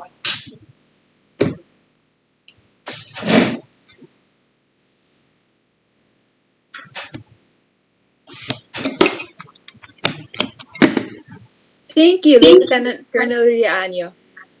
The experiences that you shared made us feel and relate to the perspective of being a female Army officer, and I know that we are all thankful to you for paving the way. And we look forward to the future that you describe of true gender equality in the Army. Now, let us ask Vanguard 𝗕𝗵𝗶𝗃𝗲𝗍 to please also give her reaction to the presentation. Ma'am? Thank you very much to our speaker and also our fellow reactor, fellow Vanguard at Ma'am Sheng. So it's so admiring to have a lot of women who have really paved the way I couldn't say na na-break na yung glass natin. If you're aware of the glass ceiling, which states that there are limited opportunities for women in certain industries, and our experiences, salaries, and other things are often limited because there is still a kind of a mentality, that is still existing in our society today. Sabi nga kanina ni Lieutenant Colonel 𝗵𝗵𝗶𝗃𝗲𝗍, malaking challenge sa ating society ngayon yan. Kasi kahit pasabihin na nating changes have been happening, this is still something that is a constant struggle, and all of us have this particular role. So let me just share, kasi while she was talking, I kind of just typed in my reflections for me to also recall and as my script. So basing on my experience and the one shared by Ma'am Cheng and ating guest speaker, si Ma'am 𝗵𝗵𝗶𝗃𝗲𝗍, the military, there's a lot of culture talking about competence. There's a lot of it about competition and compliance to standards. In this particular regard, there is also a challenge of finding that particular opportunities and the risk and limitations. Diba? Parang kahit nga nasabi niya na, I can also relate to what they said, na nung time namin, actually when I graduated, I was actually inquiring at the time on opportunities in the military. But there were some people who discouraged me. Discouraged in the sense na kapag na-assign ka, hindi ka ma-assign sa field, sa office ka.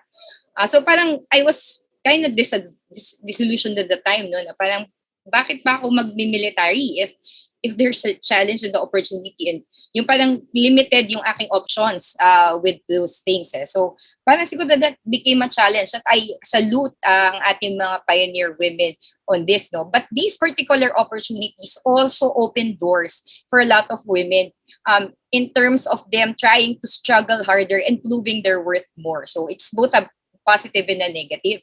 I could recall, bakit naging highlighted yung panahon ko noon as the first female corps commander of UP Diliman ROTC. I'm not the first in UP. There have been si Ma'am Timmy for Baguio and si Ana Goles for Manila. But why was it celebrated in Diliman? Because we were the unit, for both LB and Diliman, we're one of the biggest units in ROTC at the time. So ibig sabihin, napakalaking challenge to break that wall for women to be accepted as to lead. Sabi nga ni Ma'am Cheng, gusto niyang siya yung makagawa nung time na yun, but maybe it wasn't right. It's challenge to the masculinity of the nung time namin, and I think the others would agree na naka-experience on before, may stereotypes, di ba? Parang, sorry for the term, in all respect to our LGBT community, we often term, di ba, pagka matamlay sa drills or sa walk, we refer to them as, no offense, again, parang kang bakla, ganun yung terminology. So there are still biases at the time, and perhaps up to now, meron, and the thinking that, that this is a man's world. And this is not just in the military. There are also fields and industries that really promote this, But there's a challenge to be able to break these boundaries and to break these walls. And it takes some women to pioneer this. So talagang salute first to the first batch of the 7 graduates. And during my time as well, share ko din sa UP, when we were featured as well, kasi our turnover happened 1999 eh. So merong yung turnover namin, yung at the same time that March turnover namin, nag-graduate ang first female valedictorian ng PMA.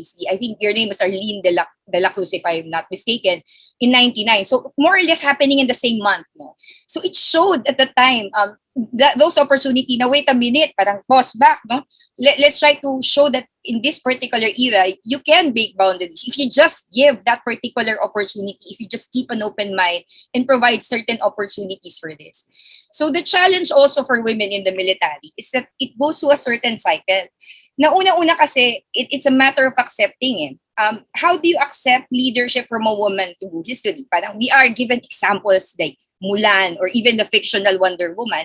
Pero in real life, there are already women who started this, like sa Brits, no, si Boudica, tapos si Queen Zenobia sa Syria, and we have the Trung sisters in Vietnam. So paano ito nangyayari na ganito, that these people are able to step up? First, there is a two-way acceptance. One is that the environment, the military, and our colleagues and ourselves should accept the reality that women also have that capability. Hindi siya dapat defined by gender, but defined by what you can do and who you are. And perhaps in allowing these women to step up, then they are able to really challenge themselves and show that we can lead. We can also have certain, if these opportunities present itself, kaya mo, di ba? Na parang hindi dapat limitahan ito. So yun yung kultura ng acceptance. And imagine, our doors to PMA, as mentioned kanina, opened in 1994, kasi 97 first grad. Sa PMA, not sa West Point, their first women graduates were in 1980, yung first women graduates ng West Point. So that meant talagang at around this time, they are taking years and years for not just countries, but industries to really open its doors. Yung Women's Auxiliary Corps natin, nakita ko yung turnover kasi cadet officer ako doon nung tinurn over yung Auxiliary Corps, kinakausap namin yung but it was also a landmark on seeing women not just an auxiliary group, but rather already as part and accepted as a regular members of the militaries, di ba? Parang it provided us with more opportunities, at least the door and the opportunity was given there. And the challenge of acclimatization, how do you accept, how do you become be guided by what's already present? Nabanggit ni Ma'am Cheng kanina, no, yung pag-push up, even si Ma'am kanina na sinasabi niya ano yung kultura sa loob, kailangan mag-adjust ka. In fact, if you look at pictures of women PMA graduates, and even the UP ROTC graduates of a certain era, mga kapanahon na namin kasi kami yung mga young ones, young ONCE, at yung mga karamihan na ating kadete ay still young ones, ONES. No? Ito yung panahon natin na parang kami, we have to adjust to what the culture was. So imagine, nung ako Corps Commander, I had to have a Boy Scout. Yan, sila Ma'am Cheng, pag nakita mga picture niya, mga boys, you really have to look like a male. In fact, even in the history of military, infiltrate yung military ng yung dati sa US, paano naka-join ng ang history nilang women in the military, there were women who disguised themselves as guys or males just to be able to sign up and to serve in the military. So gano'n parang nagkaroon na parang kailangan mukha ka lalaki, kilos ka lalaki, kasi yun yung mentality nga tsaka yung mindset when you go there. But we realize that when you do this exercise, sabi nga ni Ma'am Blanca Flor na hindi lang siya dapat combat Merong ding essence of combat ng skill na you can do in the field, na merong what attitude of women can be brought into the table.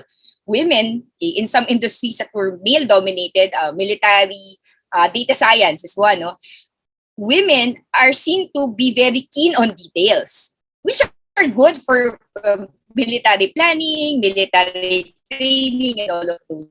So those particular skills that are in nature or innate with women can be brought to the table. I mean, hindi naman kasi nabago ang strong influence ng women sa atin. In the Philippines, mas matriarchal tayo in essence, no? Kasi yung mga nanay, yung nasusunod madalas sa ibang household eh. So, in the sense, no, women really have a natural leadership capability. But there's also a challenge to look into how we have been adapting. So from the experience of our speaker, she said that, well, it was hard for us, but we had to prove ourselves as the first batch na kaya naman pala natin. And then also from the acclimatization or yung panahon nila Ma'am Cheng, no, kinikwento niya nung nag-first sila na batches in the field, protected sila, sinusurround sila. Pero later on, as the environment stabilizes, we realize na, hindi naman pala, kaya naman pala. So, it becomes a part of our culture. Is it still there? Hindi pa rin. Kasi nandun pa rin tayo sa proseso. But we admire, very admirable na, at least for the experience of UP ROTC, napansin namin maraming babae. No? So that meant that there are, in terms of volunteerism, instead of initiative, di ba? We can see women who are really there to serve. Because that's a part of our service. Again, hindi lang naman babae, pati lalaki din, di ba? Pero it's a matter of showing that skills, capabilities, attitudes should not be measured by one's sex. Kasi sex ang sex or gender. As we don't know, so I'll just end kasi I have a few minutes left, no? I will end my reflection with what the speaker and our fellow reactor mentioned, with the C's that I've defined, leadership, which I already put up as my own framework when I also graduated from the core and my experience in ROTC. First of all, leadership is a choice. I have full respect and I salute our cadets for making that choice and stepping up to be a cadet or a cadet officer, because all of these things, the changes that are happening to us, is brought about by our own individual choices, by the example of our speaker, by choosing to sign up for the PMA exam, for making that risk. Then we are putting ourselves in a better for better opportunities and being able to break new ground. Parang si Ma'am Cheng din, di ba? Parang ito, nag-open up sa field yung women in the military. So she stepped up to the game. So sometimes it takes a risk. It takes a choice for us. But it all starts with that particular decision. It doesn't also stop with the choice, but it's also a constant competence challenge. You have to always develop yourself, though, to always prove yourself. Sabi nga nila, to have these particular skills, this particular knowledge. Pero yun nga whether or not you are able to catch up to the required skill, it's always a lifelong learning. Sabi nga na speaker natin, kung hindi mahirap, pero posible. Diba? It's a matter of what you decide to do and how you plan to step up to your game. Kasi kung wala din yan, even opportunities there, if you don't also step up your competence, if you don't have that struggle to be a better cadet officer, a better student, a better leader, a better soldier, then of course, that opportunity to step up and be able to do things might also be limited. Sabi nga kanina, it's about challenges. It is very difficult to break the mold.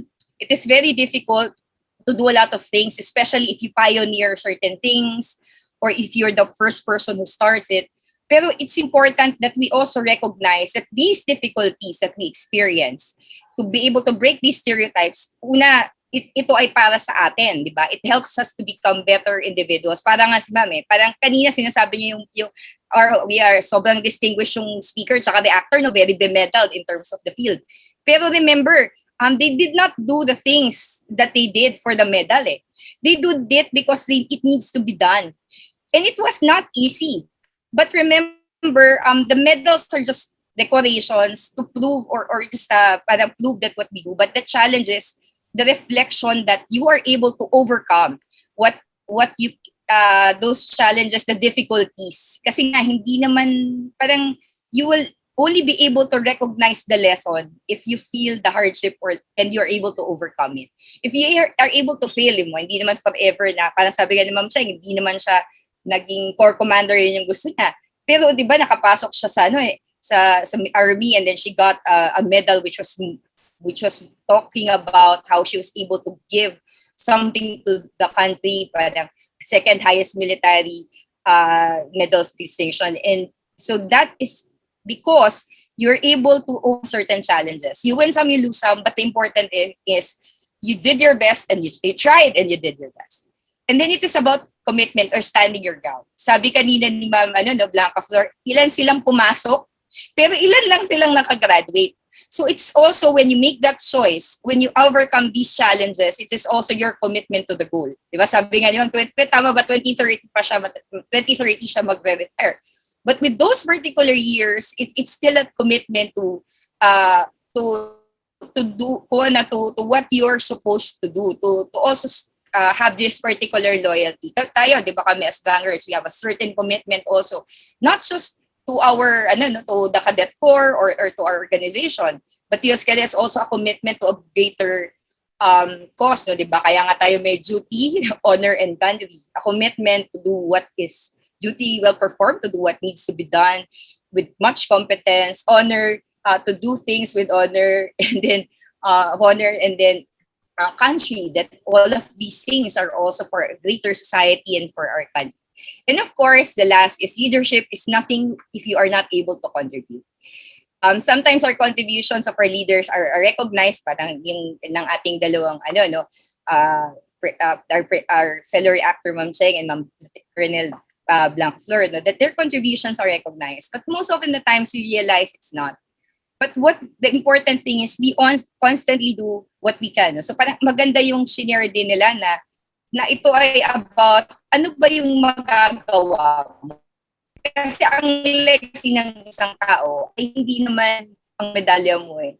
Hindi ito ang certain things na credit sa'yo. Ang legacy ng isang tao is what influence you have made in the life of your people. So maganda yung example na shinare nung ating speaker and our fellow reactor, who shared that it's also about convincing people around you, because that contribution that you sent in whatever capacity that you have, and that's also what they credit also to what women can have brought into the table in the military. Na parang you have, one of the contributions is you put in a heart into what we do, that you look into the relationships and how you can generally convince your men of your sincerity and of the cause, and how you also reach out to the community through other offices. Sabi nga ni Ma'am, no, merong when they do CMO in the field, no, how do you also bridge that gap? And the best persons who actually can do this are these values of women.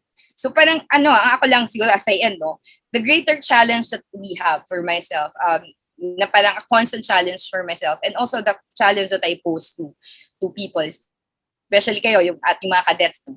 It's that reality that we have already made that particular choice. And then it doesn't matter what post you have right now, no? Kung cadete, student, cadet officer. What matters is what you are doing now to quantity develop yourself, and using those particular skills to a greater cause, where you can make a difference. Not necessarily yung sobrang laki, no, but the little things with the people around you. And we salute women who have pioneered broken ground. And those women now in the Corps, no, hindi namin sinasabi na you are any less than us, okay? Or those who have started this, no. We all have our particular experiences and opportunities. But the better question is, with where you are, how do you use your position or where you are as a leverage to pave the way for further changes in the landscape of the military or in the landscape of where you are. So those are amazing lessons that I picked up from our speaker as well as my fellow reactor, si Madam Cheng. Thank you.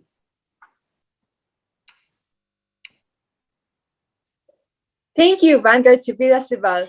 It is amazing to hear your eyewitness account of ROTC and your insights on how cultural change for the military was accomplished and how we can become leaders of duty well performed, honor untarnished, and country above self.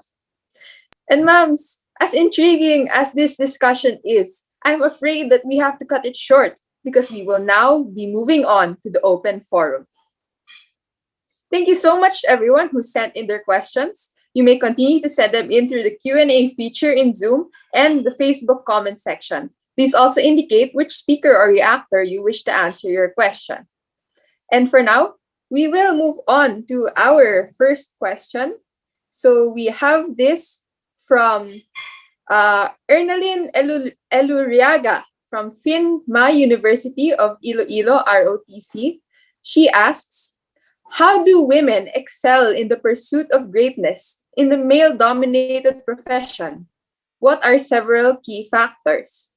So if we may ask Lieutenant Colonel 𝗏𝗏𝗆𝗏 to answer this question, how do women excel in the pursuit of greatness in the male-dominated profession, and what are several key factors? Hello ulit, good morning. Grabe pang Miss Universe yung tanong na yan How do you achieve greatness in a male-dominated profession?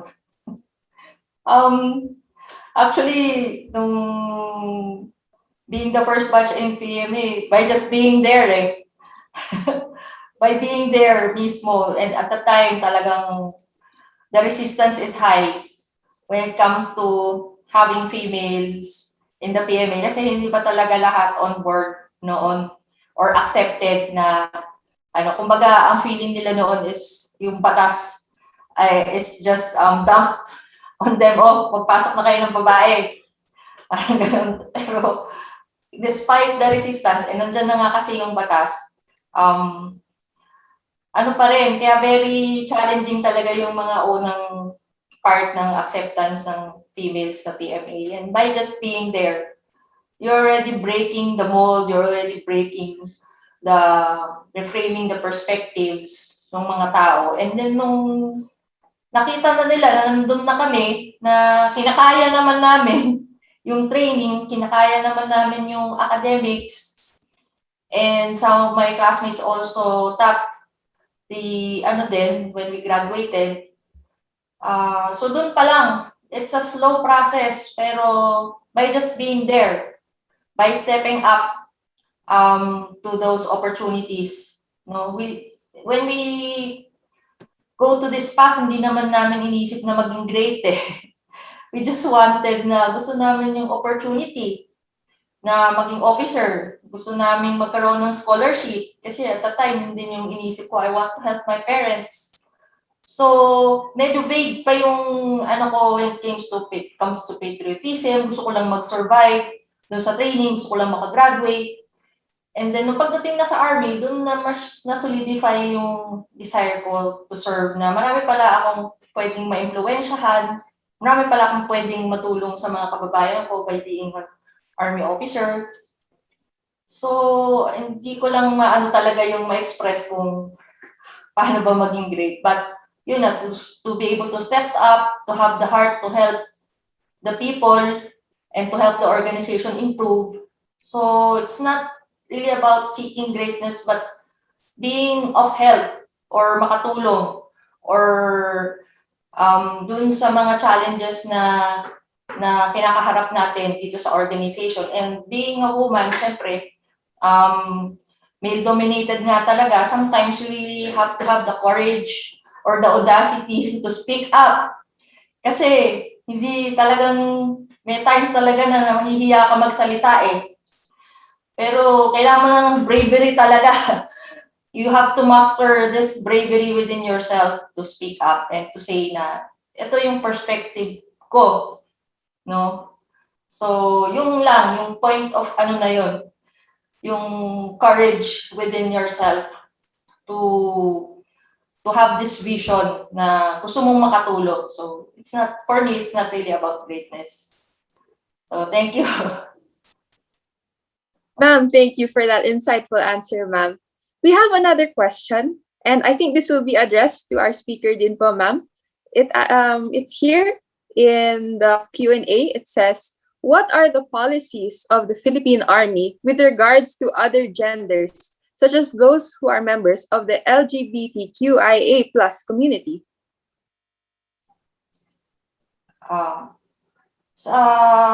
To have a short answer to that question, there's really no existing policy for us now. We are not accepting. So everybody is being accepted, and if you saw the one I presented kanina, as you can see, it's more of the skills requirements. Wala namang sinabing bawal yung LGBT doon. So, ang basehan nito is what are the skills that you're coming in or makakaya mo ba yung training? Are you physically fit? Tapos, papasa ka ba sa medical and neuropsychiatric test? Yung mga ganun ba? So, wala namang there is no policy na nagsasabi na bawal. And secondly, kung may pasa naman din ng batas na narinig ko din na meron ding nilalakad na batas dun sa Congress and sa Senate on this, yung sa LGBT law, na baka saka pa lang dun magkaroon ng mga formalized structures and formalized policies kung meron ng lalabas na mga laws and IRR regarding dun sa paano yung mainstreaming nito, yung concerns ng mga LGBTQ dun sa bawat aspeto ng bawat agency or for example sa atin sa defense. So dun pa lang siguro magkakaroon ng mga details. Pero for now, wala talagang sinasabi na outright saying na policy about the LGBT. Thank you, ma'am. And now we have a question that is asked generally to our speaker or to our reactors. It says, ma'am, we understand that not all women in the Army wish to hold a high position, but I'd like to know your thoughts about not having any female AFP Chief of Staff throughout our history. Isn't that a manifestation that we are in a male-dominated society, and that this is one of the factors why some women don't want or can't pursue any leading ranks, particularly AFP Chief of Staff, ma'am? So, go ahead po, ma'am. Sige, magsalita lang ako. Sa ngayon, hindi pa siguro natin makikita na in the immediate future. Baka lang naman or baka pwede naman na. Because in the first place, nung una kaming pumasok, if you will see the data, wala lang ako ngayong hawak ng mga stats, konti pa lang kasi yung mga babae na pumapasok before. Pero in the past 15 to 10 years and in the 5 years, biglang dumami. Nag-shoot up yung quota ng mga babae and the officers and in the enlisted personnel as well. So, dun mga yung makikita na mayroon ng mga nagko-compete dyan din ng mga kababaihan dun sa mga have a competitive career na rin with their male counterparts. So it's not anymore a question of kung kaya mo bang ma-achieve yun. Kasi meron na kaming mga career paths na kailangan makaposisyon kami sa ganito. So kung dinanan mo naman yun, wala namang ding magpipigil sa'yo kung talagang magaling ka or ma-recognize ka ng mga senior leadership, na may possibility pa rin talaga na mayroong magkaroon na babae na chief of staff or So, it will just take time. So, sa ngayon, our numbers are still low, yung mga nasa senior position. Pero eventually, pag umakyat na din yung mga junior officers, na madaming mga kababaihan doon, compared to the whole population of the men officers. So, I'm really very confident na kahit hindi ko talaga makipaglaban or alam mo yun, na eventually it will come naturally din na mayroon ding ma-appoint na female chief of staff or commanding general Philippine Army. Yun pa. Si Cheng, baka may masasabi.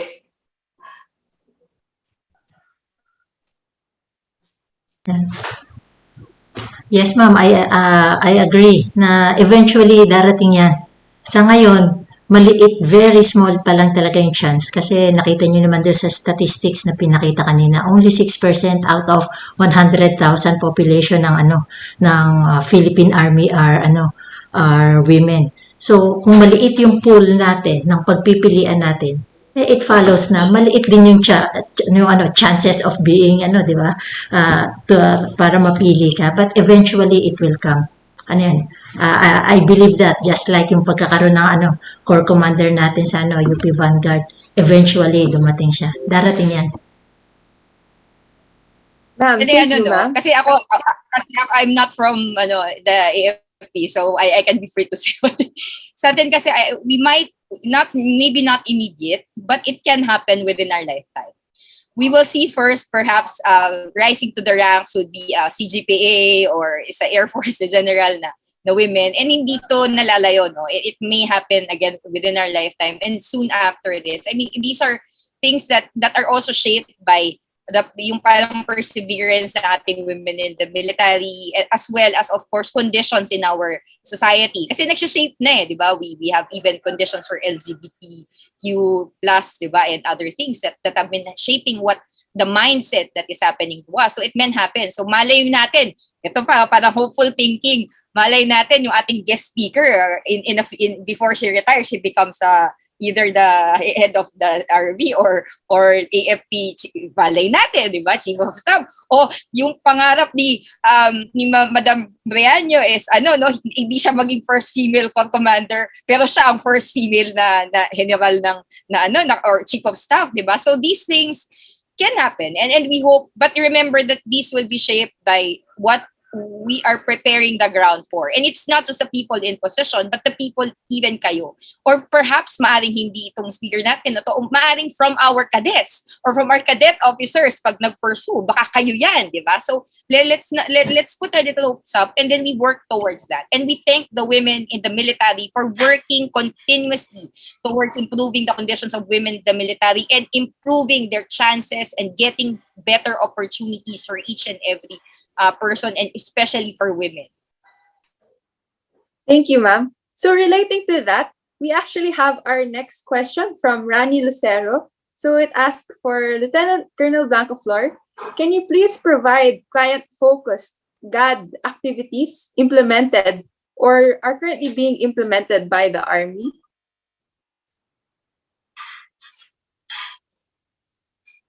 Ma'am, nakamute po kayo, ma'am. Okay. Sa Army ngayon, we are one of the programs that we are implementing is related to the family support and services, na kung paano siya makakascade. And kasi yun nga yung one of the major gender issues natin sa Army is how are we going to support, syempre, the women and the men and then they're leaving their families when they are deployed in the field. So, ang ginagawa namin dyan, meron kaming mga partners who help us conduct these workshops and also other partners who help us craft the programs and cascade them.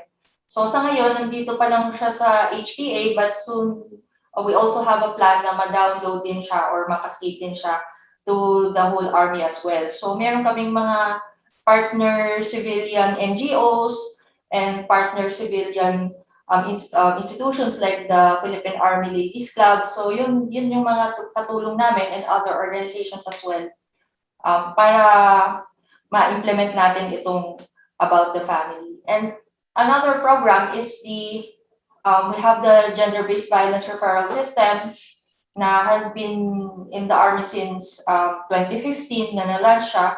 So this is a referral system na we train our focal persons in the different offices na kung paano sila mag-handle ng mga gender-based violence cases and kung paano ito ma-resolve in a speedy and just manner na also yung mga perpetrators, meron din silang parang mga processing, psychosocial processing, na para maano din sila, ma-develop din yung sarili nila in that regard, na hindi lang tayo nakafocus more on penalizing yung mga personnel.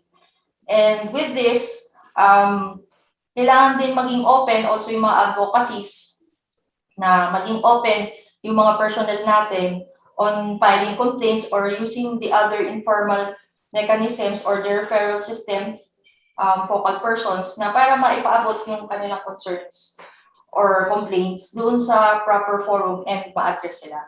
So I think those are, sa ngayon, the main programs na na-mainstream namin yung gender perspectives dito sa Philippine Army. Thank you, ma'am. And now we have another question. So it asks here, Vanguard Civila Sibal mentioned how, during her time, women are somehow forced to cut their hair and look manlier. Undeniably, up until today, a lot of women take upon a manly front just so that they are not looked down upon by the patriarchy. So, ma'ams, how would you advise the women or the LGBTQ to maintain their own identity while taking up the challenges imposed by society? So, anyone can answer, ma'ams?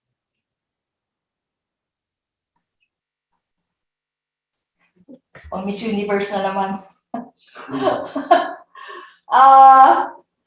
Ano kasi, so, nagduman din ako sa face na ganyan. So, nung kadete pa nga, even if when we're first class, we're already allowed to lengthen our hair. Maintain ko pa rin yung buhok ko na maikli. Tapos may one time pa nga na, taas-taas ng ano ko, parang nandito na lang yung buhok ko talaga. Parang yun nga kasi, part of being insecure ba? Na yun yung na-reflect ko ngayon, nagkaedad na ako. When we want to fit in, when you want to have this sense of belonging sa isang grupo, you have to do as they do and look like them kasi for acceptance. Pero alam mo yun, we evolve as a person, we evolve, we mature. And when you really know who you are, and alam mo na yung identity mo at what you want to do. So it doesn't matter na kung ano yung buhok mo, kung ano yung gusto mong damit, kung anong gusto mong gawin. Kasi na solid na yung identity mo. When in fact that time, nagdepend ka dun sa how will other people accept you. Kaya ganun ngayon yung ginagawa mo, nagpapaikli ka ng buhok, kung gumalaw ka, para ka na ring lalaki. Yun. Kasi we just want to belong. Pangalawa, ayaw natin magpapansin. Pero obvious naman na babae ka Kahit anong baliktarin mo yung mundo, babae ka pa rin Kahit na ano pang gawin mo sa sarili mo, mapapansin at mapapansin ka pa rin. So, yun yung parang coping mechanisms ng mga babae when they are in the male-dominated institution. So, you will be able to process that once na mag-mature tayo or ma-learn na natin yung mga lessons. And when we really are sure or kilala na natin yung sarili natin, regardless kung ano yung, this is me, ako na ito. So, it's my choice na ganito yung buhok ko. So, it's not because I want to look male or I want to look female, but yun na, ito na ako. So, I don't have to explain myself to anyone. So, yun po sa sagot ko. Ako lang to share, no? When I was talking about this, there are two things. One is being asked to, and the other is a matter of choice. Now, nung time na yun din, may kwentong anecdote lang, no? When I was kasi nung 4 years ko sa Corps, medyo mag-isa na ako doon na cadet officer na girl. So medyo unique din yung circumstance ko. So in my 4th class, di ba puro sir ang tawag sa cadet officer sa Diliman at the time, and then sa LB kasi it's already sir. Tapos yung female, I was being called ma'am. I found it a little bit challenging kasi merong isang grupo din na tinatawag na ma'am, which is the Corps of Sponsors. So, nung 4th class ako, mahaba hair ko. Tapos, the cadets, daming kadete, hindi nagsasaludo. Diba, may policy tayo, diba, salute. Diba? They weren't saluting me because of the way I looked. Hindi daw ako mukhang cadet officer, so probably my hair, diba? So, it's also a matter of conscious choice that you decide to look like a guy because otherwise they will not even see you as a cadet officer. They will see you as another thing. Say, I earned my wings. Diba? So it was also a conscious choice for some women at the time to look like their cohorts. Kasi otherwise they would not be, parang ang hirap, parang kailangan ba lahat ng tao paliwanagan, cadet officer ako, parang, that even if I may look like because of the hair I want. So it's a kind of, sabi nga ni ma'am, no, it's blending, so. And during the time that you are already given that particular, yung challenge siguro, moving forward, no? Tapos yun, so at the time, I also asked my cadets to call me sir. Nalagay sa inquirer yun. Tapos naging urban legend kasi ang rationale ko sa kadete ko noon, call me sir. Walang gender ang sir. Ganun pa, hindi pa kasi uso ang ang Wikipedia at saka ang Google. So, sabi ko noon, call me sir. Sir means service in return. So, I put it as a neutral term. So, everybody called me sir, which was followed a few years in Diliman. No? So naging urban legend na yun yung talagang definition niya. But it was kind of also putting a standard to myself because at the time, iba din yung condition. And the conditions are different now, di ba? Dati kasi, ikaw yung sore thumb. Parang iba, ikaw yung nag-stand dahil sa itsura mo or sa ano mo. Pero ngayon, as mentioned by our speaker and reactor, more women are coming in. So by putting that particular acclimatizing or putting certain places, things, no, then that can, it starts with the changing of the culture within the individual. And later on, as more women join in, then hindi na sila mahihiya to show who they are, di ba? To wear what they want to wear, different, pero within certain standards. And then later on, you will find, ako hindi ko masisisi yung ating speaker and the actor for sporting short hair. I realized that it is also beneficial in the military. Kasi on the practical side, hindi lang dahil sayang sa shampoo at conditioner. Pero when you are in the operations and field, you will care, combing your hair, tying your hair, or making sure na ganyan is kind of a sa time, which is very important to certain people, especially in the military. And nasa field ka, malay mo, nag-operation, nandiyan yung hair mo sa harap mo, di ba? So, yung mga things like that, it's also not a matter of just looks, but practicality and how you will blend in to the work requirements or your responsibilities. So, I think there are a lot of factors in place. But in terms of showing out you are, of course, there are standards. There are rules and there are norms. But these norms are also defined by people.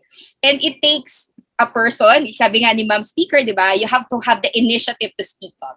It takes a person to challenge certain things for practicality, for also for sensibility. And then with the person speaking up or challenging certain rules, if they do not make sense, will jumpstart already the process in changing a certain culture, in allowing people to be a little bit more freedom, or to have more freedom in being who they are in an organization or in an industry where there is so much uniformity and a certain stereotype or mold. So ano yan? Yan, challenge sa ating lahat yun. Ma'am, thank you, ma'am. And now we have a question from Bernice Ann Corpus. She asks, ma'am, the difference of treatment of women in the military was accepted. And our speaker or reactors also talked about being prioritized or protected by others. However, socially by their fellow soldiers, was there any hardship that occurred? And this is similar to a question by Francesca Banyara, who asks, were there any challenges or issues that you faced as a woman in PMA? If there are they still present to this day? So, ma'ams, maybe we can first have Lieutenant Colonel Riaño. Okay, sige. So, yung challenges naman. So, let me give you an example. Nung time na na nag-ooperate pa ako sa field. So, nasabi ko kanina, though nag-iisa akong babae, confident ako kasi surrounded ako ng Rangers tsaka Special Forces. Sila mga kasama ko na nag-ooperate. Pero yung isang challenge kasi niyan, dahil babae ka, may instance ako na in the middle ng lakad namin. Siguro 1 week or 2 weeks yun yung span ng lakad namin. I had my monthly period. And then ako parang, okay, nasa bundok, wala ako iba kasama, anong gagawin ko dito? So, that's, kumbaga, it's something na although alam ko na aalagaan ako ng mga kasama ko pagdating sa labanan. Pero pagdating sa mga ganitong aspeto, syempre kahit ako na officer, may reservation ako. And kasi okay lang sa akin na, sige, lalayo ako when I have to do my thing. Pero ito kasi yung isang bagay na, saan ako maghahanap dito ng pangangailangan ko? Nasa gitna kami ng bundok, walang bahay dito. And then, may makita naman kaming bahay, hindi nila alam kung ano yung tinatanong ko na sanitary pads. They don't use it. Sabi ng mga nakausap ko doon. So, kaya para ako ay, okay, dead end. Talagang, this is it. Pero anyway, to cut it short, survive naman. Yun lang talaga. There are those instances, but I doubt kung marami normally nag-a-adjust yung katawan ng babae. Hindi ko rin ma-explain sa akin why during that time it had to happen na nasa bundok kami. Anyway, it was a good experience. It was a learning experience, and it's something na sinabi ko ngayon din sa mga junior namin na okay, huwag kayong magkumpiyansa pag maglalakad. You'll never know what will happen. Ma'am, thank you, ma'am. And if no one else would also like to answer the same question, we will now, in the interest of time, move on to our last question. So we have one from Luisa Sheena Agustin from Union Christian College. She asks, Ma'am, how did women change the army?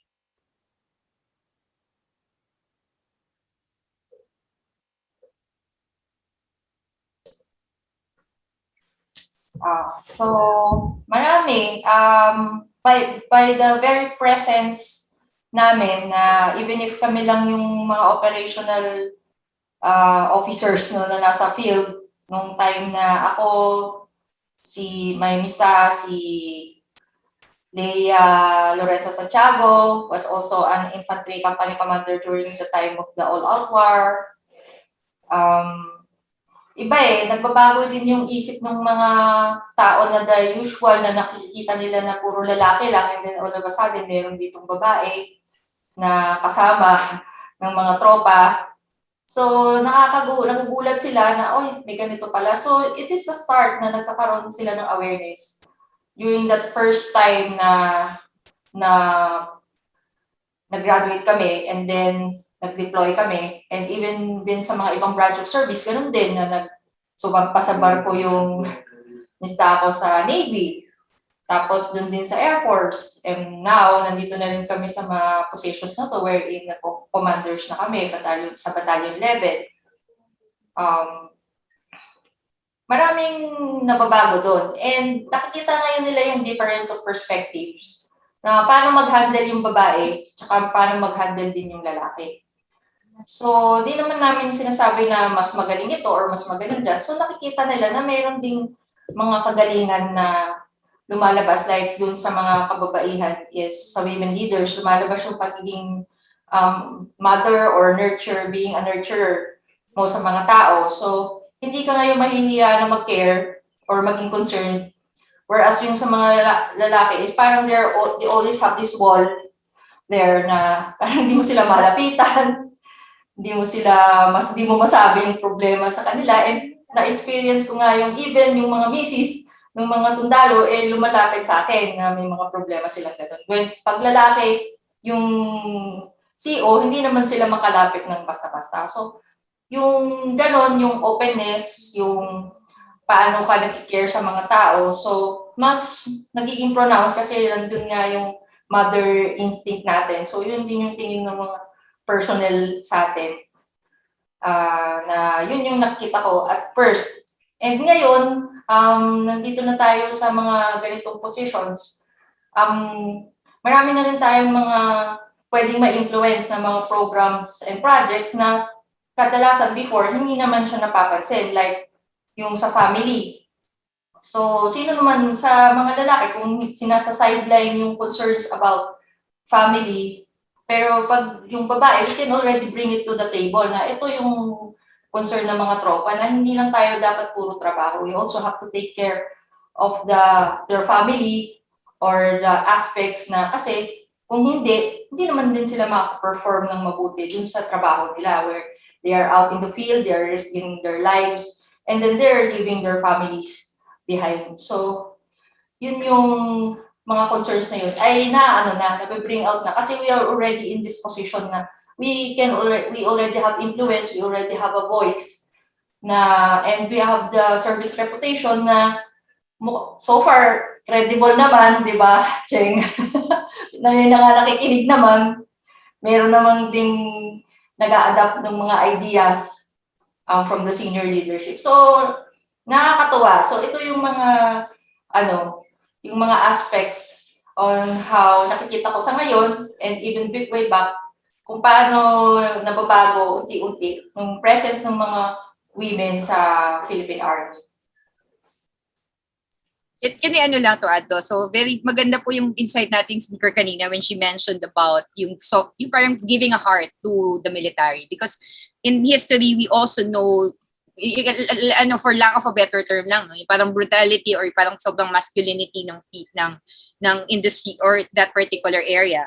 But if we look at it, the entrance of women have already added to the sensitivity of the military to different genders. I mean, before they're very blunt in calling or using, di ba yung nagdadad si Madam Rian, si Madam Cheng, yung mga nagta-term kami, yung mga we're biased against LGBTQA, we're on women, para kang babae. I mean, it has also softened the military, not in a negative way, but allowing us to also respect different, parang added a level of respect in terms of that particular industry.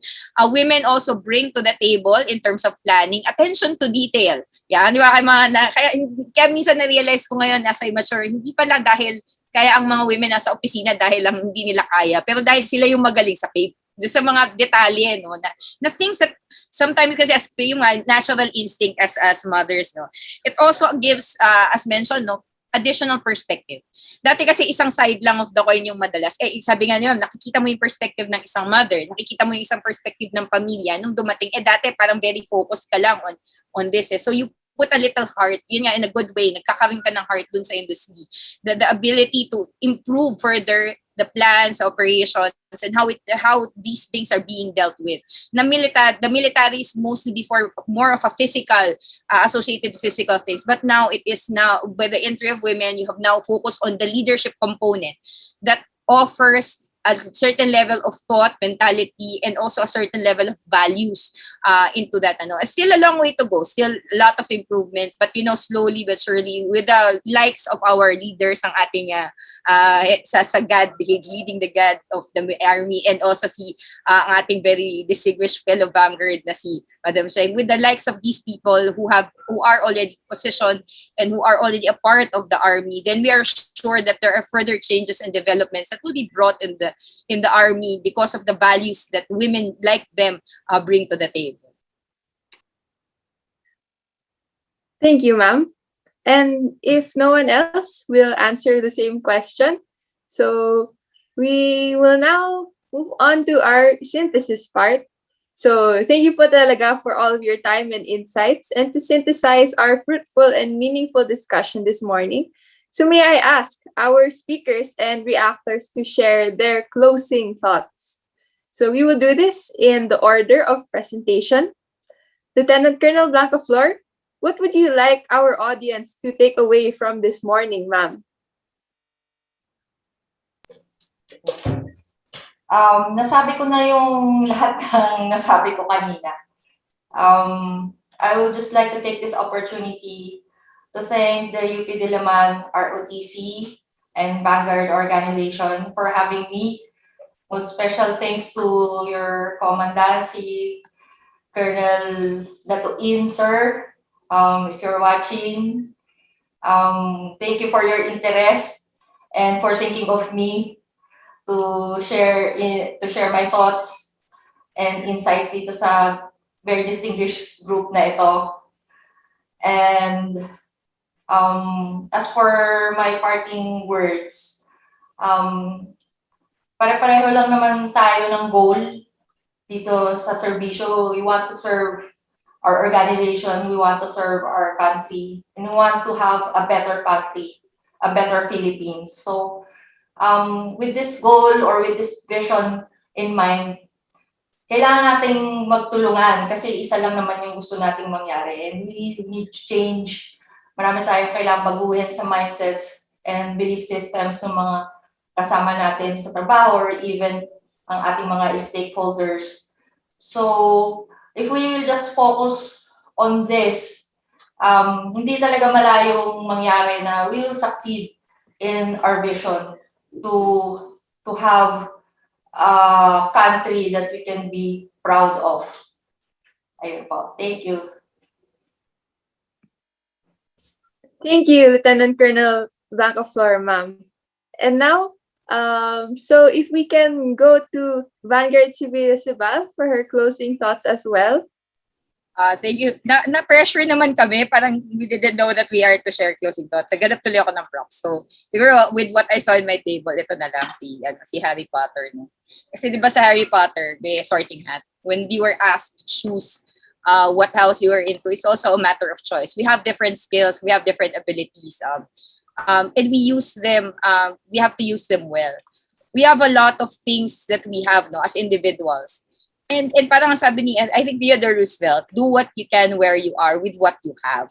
So with a lot of things, if you are ever given an opportunity, if you are ever given the choice to lead, to make changes in where you are, then do it. I mean, that's also a reflection of what our two people in the army who are present at it. Tapos siguro, yan nga, magic, Harry Potter kasi, So when we talk about this, it doesn't take magic to change the army and hindi yan magic, no. It takes a lot of work and it takes a lot of people to work on these things and changes in us. And though a lot of things have happened in the past decade years in terms of movements in the military, in terms of there's still, sabi nga ng speaker natin, a long way to go. But as we nakita ulit ako ng props. Si 𝗣𝗵𝗶𝗹𝗶, parang si 𝗣𝗵𝗶 lang, di ba? Often in the military, let's see, the changes have to also adapt with what is needed. And that is where women also take a major role. We often have this tendency to ask, what do you need and how can I give those changes to you? And we also admire, so much admiration for women in the military leadership who have chosen to take the challenge to lead paths that are not common, to lead paths that are once dominated by males, and show that yun nga, for equality and equity, that they still face that struggle up to today. So that's why we have so much admiration for our people in the military, because they are there to serve. And that's the particular lesson that we take away from all of these things, that parang it doesn't take huge strides. It just takes one step and then we can change. So we also think I thank also my fellow vanguards, our cadets and cadet officers, and we sincerely hope that you are taking, yun nga, ako challenge lang yan. You take that step, you take that choice. Nag-offer din ang ating speaker ng opportunities to join the military. Kasi sabi nga natin, it's time to stop asking questions on what you can do, but it's time to start taking action and making that choice and taking that first step, whether you take it, syempre una, mag-ROTC muna kayo sa UP ROTC, and then after that, mag-enlist na kayo sa Philippine Army, diba? So again, also thanking the initiative of our cadet officers. Thank you very much and congratulations for a job well done. Thank you, ma'am, for those inspiring words. And unfortunately, it looks like po na nagka-technical difficulties po si Lieutenant Colonel Rianio. So, we will see kung makahabol po siya. Pero, thank you po talaga, ma'ams. Ma'ams, truly, it is us who is honored by your presence today, ma'ams. And so, to wrap this up, so gusto ko lang po sabihin na as a current cadet officer, nakaka-inspire po talaga na makilala po kayo at mapakinggan ang mga mensahe nyo. Malaking bagay po ito, lalo na para sa aming mga kadete. At saka, alam ko po na there are those among us who are already in the service of the Army or who are considering it. At naniniwala po kaming lalo pa silang gaganahan dahil sa mga narinig nila mula sa inyo ngayong araw. But before we bring this webinar to a close, may I now invite the Corps Commander of the UP Diliman ROTC unit to present our certificate of appreciation to our reactors and plaque of appreciation to our speaker.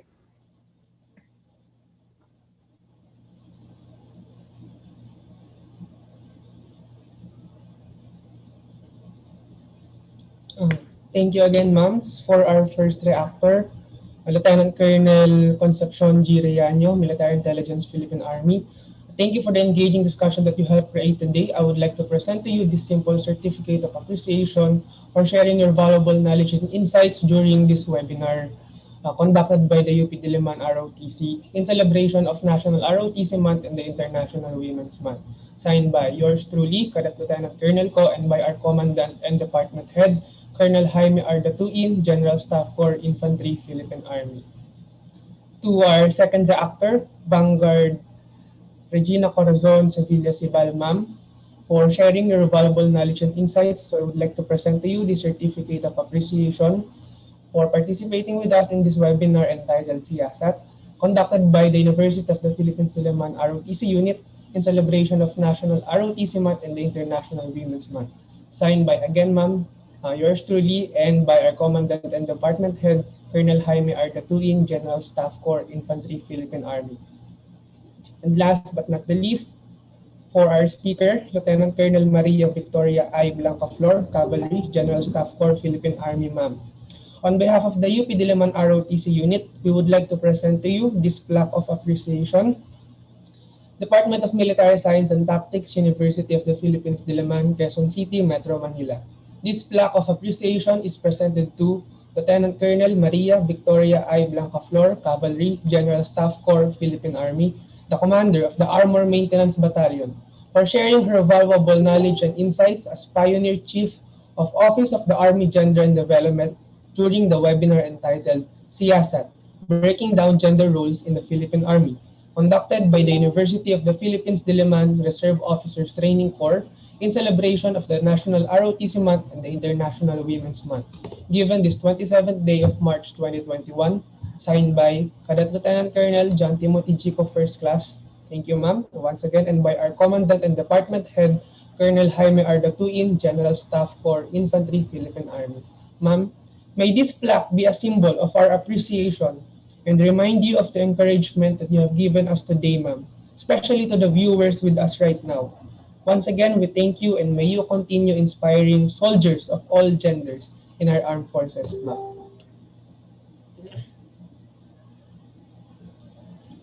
Thank you, sir, and thank you, ma'am.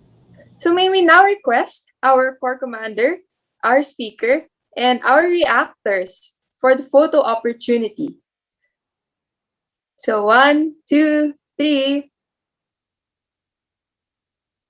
All right, that is it for our photo op.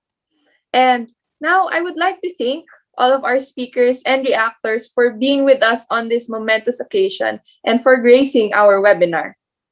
As for our audience, please let us know what you think of the webinar. Kindly answer the webinar evaluation form by scanning the QR code or inputting the link shown on the screen. This same link is also sent to the Zoom chat box and Facebook comment section. Certificates of attendance will be sent within 24 hours of completion of this form. The form will be available for filling up only for the duration of the day and will close at 11:59 p.m. Furthermore, as you may know, this March is the celebration of the UP Diliman ROTC Month. Congratulations to the winners of the Physical Fitness Test Challenge and get ready to discover the winners of the Digital Art Contest. And it's not all over yet.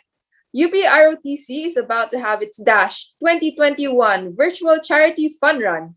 Join our 5K, 10K, and 21K events done at your own pace. Pwede naman pong 1K today, 1K tomorrow, tas ikokompa na lang yung submissions. You can join for free or pay 950 pesos or 1,100 pesos to be a challenger or pro respectively and gain a race kit with limited edition commemorative items. Why not? Dash will pump us up to stay fit, even stuck at home, and help people in need. Finally, the UP Diliman Department of Military Science and Tactics is about to celebrate 100 years of service to the nation. It is a privilege that all of you are here with us to complete a century of history. That concludes our webinar. I hope that this event shed some light on the status and continuous progress of gender equality in the Philippine Army. Thank you all for attending the University of the Philippines Diliman ROTC Unit's webinar entitled SIYASAT, Breaking Down Gender Roles in the Philippine Army.